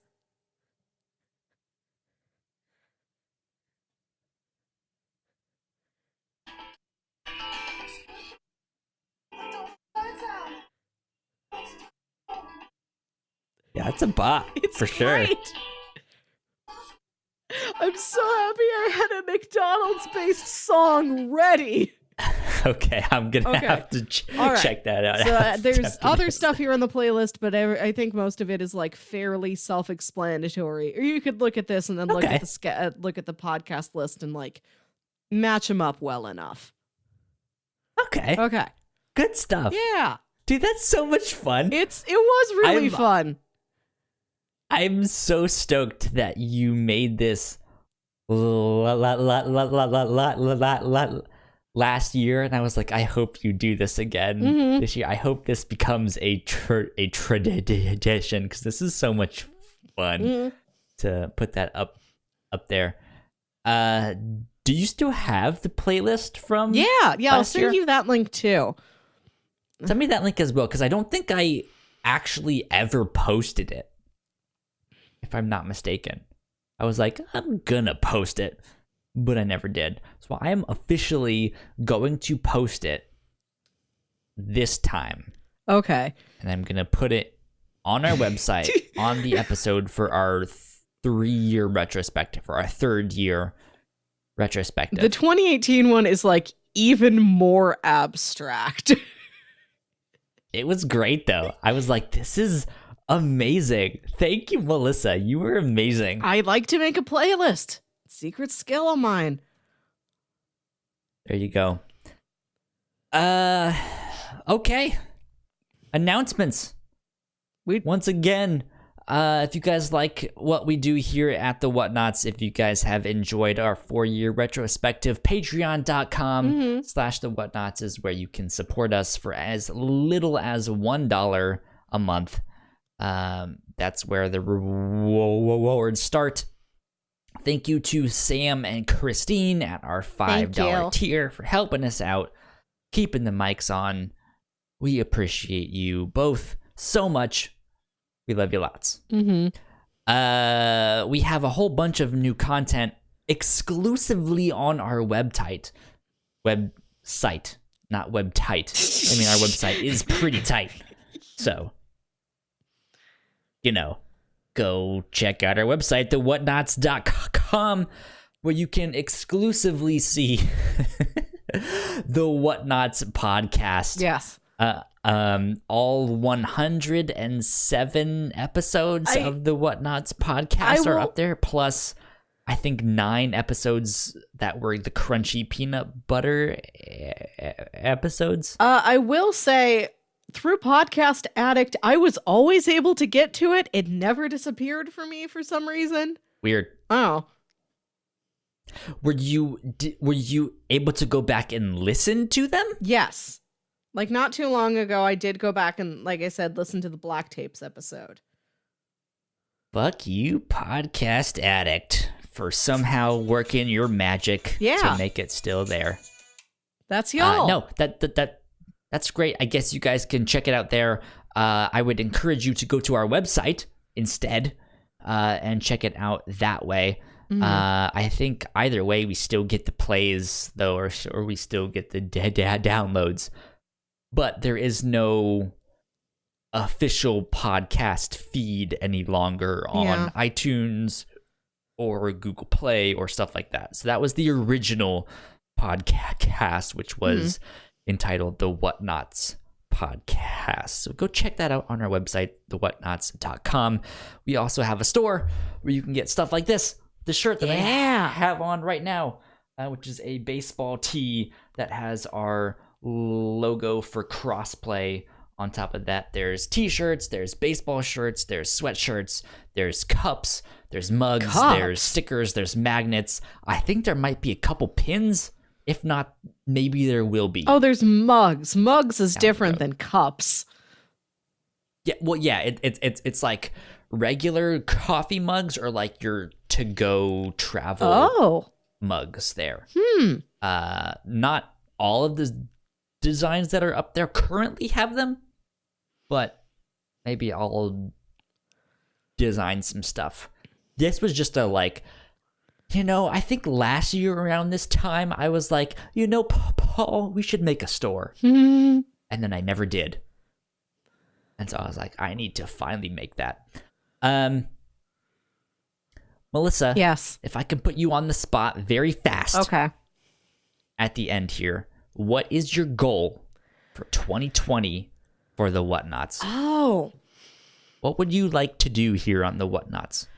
I mean, this might be something you've mentioned to me in the past. This might be something you've never expressed. This might be like, hey, I want to take over all of social media or something. Who knows? Or it could be like, hey, I want to get my Lost show off the ground. Yeah, I do want to make a podcast about Lost at some point in 2020 to mark the 10-year anniversary of the series finale. Just looking back on the show that I think nobody talks about after it ended. But as a personal favorite of both of ours, I'd like to do that. I think just covering I like the mix of covering like wild, weird content, stuff like Rubber, but also stuff that like people know, that people have heard of, but like might need like just a good close look at it. Like when we watched, I think most people have heard of Attack the Block, for instance. Like I'd like a good close look at something we're familiar with. Like maybe I've watched this movie, but let me watch this movie and like talk about it for an hour. And also like, I found a weird thing. You want to watch this obscure canceled TV show from the mid 2000s? Yes. Sounds great. Okay. Yeah. Good stuff. Mm-hmm. I think I kind of mentioned that I would love a third host for the review show that is at least semi-consistent. That would be fun. That would help me personally out. A lot of my goals for the Whatnauts are very selfish. I'm just like, can I work less? I please? love what I do, but I want to do it less. You do you do co-host 3 weekly shows in the Reactor Core, which shows up when it shows up. But sometimes, like if it's the summertime and there's a lot of big tentpole movies coming out, we might be recording like every other week. Yeah. So, hopefully someone's help us out with that. If you guys are interested contact us on our website or hit me up on Twitter. I'm Yeah. at YoKyleSpringer. If you have podcasting experience, that would be phenomenal. You don't necessarily need it, but this is something that I take very seriously. Like, this is something that I want to build and grow. So if you think maybe this is not for you, or maybe I'd like to try it once and then see, maybe not for you, but yeah, if this is something you can see yourself doing more and more of down the road, maybe let us know. Yeah. We'll see what we can do. Let's see. That being said, I mentioned the store. I mentioned all the new stuff on our website. Yeah. That is pretty much it. Melissa, what do you have to say for your final, or I guess, final words of this 4-year retrospective, but your first words of 2019 to end the podcast with? I don't know. This is just so much fun, and I look forward to doing it every week. Like, even times when it's like, how much do I have to read in the next couple days? How many episodes of that do I have to watch? Okay, well, let's figure out how to schedule this. For all the scheduling stress it sometimes is, it's always fun. I've watched and read so much stuff that I never would have picked up on my own, and I've learned so many choice stories from the captain's log. Yeah. There's a lot of You'll stories. Get some more choice stories. There's a lot out of me in stories of yours, 2020. honestly, that I've turned around and told at parties because they're very entertaining. So I know this one complete idiot who almost threw up on his girlfriend once while they were having sex. Have you guys ever had that happen? Yeah. No. What a loser. Great. Well, let's see. 2020. Yeah, I'm looking to have so much fun. I'm looking to expand what we do here even more in 2020. I'm especially with crossplay. There's a lot of people I know in the video game space. Yes. I'll say, not necessarily industry, but space, that have great content that I want to invite onto our shows. Yeah. I've always been very hesitant on inviting guests on the show unless we can either have them in the physical space that Melissa and I are on, or if they've already been a podcaster for a while. Yeah. Part of that is just to my inexperience in podcasting. And I think 4 years in, I think maybe we're ready to start reaching out and inviting guests on our show. Be like, hey, I really like what you guys do. Would you guys want to read this comic book with us this week and join us on the review show? Let's plan that. Let's make this thing happen. Yeah. But it's especially on Crossplay. I don't know if your brother mentioned it to you, but Jams was actually the first person to reach out to me. Yeah, being like, hey, that's right. If you want a guest for Crossplay, let me know. And I was like, yeah, let's make that happen. Yeah. Let us get our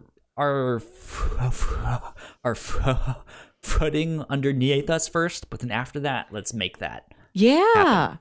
That would be fun. So hopefully we'll get him on the Yeah, show I- real soon here. Yeah, I think Jack would like to come back. I think Sam, our loyal Patreon supporter and listener, Yes. Sam would like to try and do something with us. Who unfortunately was not here in the chat. I think she had some kind of Mario Kart stream thing going on. I saw some tweets. She that may had have been made, so- attending or moderating a stream. I am not sure. Yeah, exactly. She'll catch up. Sounds good. Mm-hmm. Okay. 4 years, man. Whew, Great stuff. big. Thank you so much for joining us on this long drunken rant. Yeah. that being said, we will be back very soon. Melissa, I think the very next episode that we are going to record is our very first episode of the review show for 2020, which is all on Sherlock. Yes. Seasons 1 through 4 of the BBC show Sherlock. With Martin Freeman as Watson and Benedict Cumberbatch as Sherlock. Yes. Sounds good. Yes. Melissa, where can they find you on the internet? You can find me on Twitter and Instagram at Wilkywit. That's WILKYWIT. You guys can find me at Yo Kyle Springer on Twitter and Instagram. If you guys want to stay up to date with our podcast, we are at the Whatnauts on Twitter. Again, you guys can find us at thewhatnauts.com or your favorite podcasting platform of choice. Is where you can get all of our shows. Just type in the Whatnauts, and you guys can find all of our shows there. That being said, we will be back very soon with all of our content for 2020. It's gonna be great. We'll see you It's gonna be soon fun. with everything. Yeah, exactly. Because it's not a specific show. So it's like, I'm not going to be like, we'll be back next week. But you know what? We'll be back next year with our 5th year retrospective. Yeah. It's going to be fantastic. We will see you then. Bye. Bye. Hello. Hi. Thank you so much for checking out our 4-year retrospective. We hope you enjoyed it. Whether you've stuck around with us for 4 whole years or you're brand new, we would love to have you. And comment below just who you are. Say something about yourself and something you like. That would be fantastic. In the meantime, go subscribe to our YouTube channel right up here and go check out one of our other videos right down below there. That would help us out a ton. Until next time, go search us on your podcast platform of choice, The Whatnauts. WHATNAUT.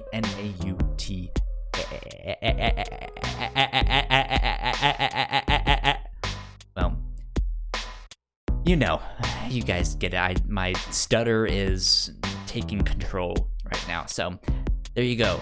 With that said, peace.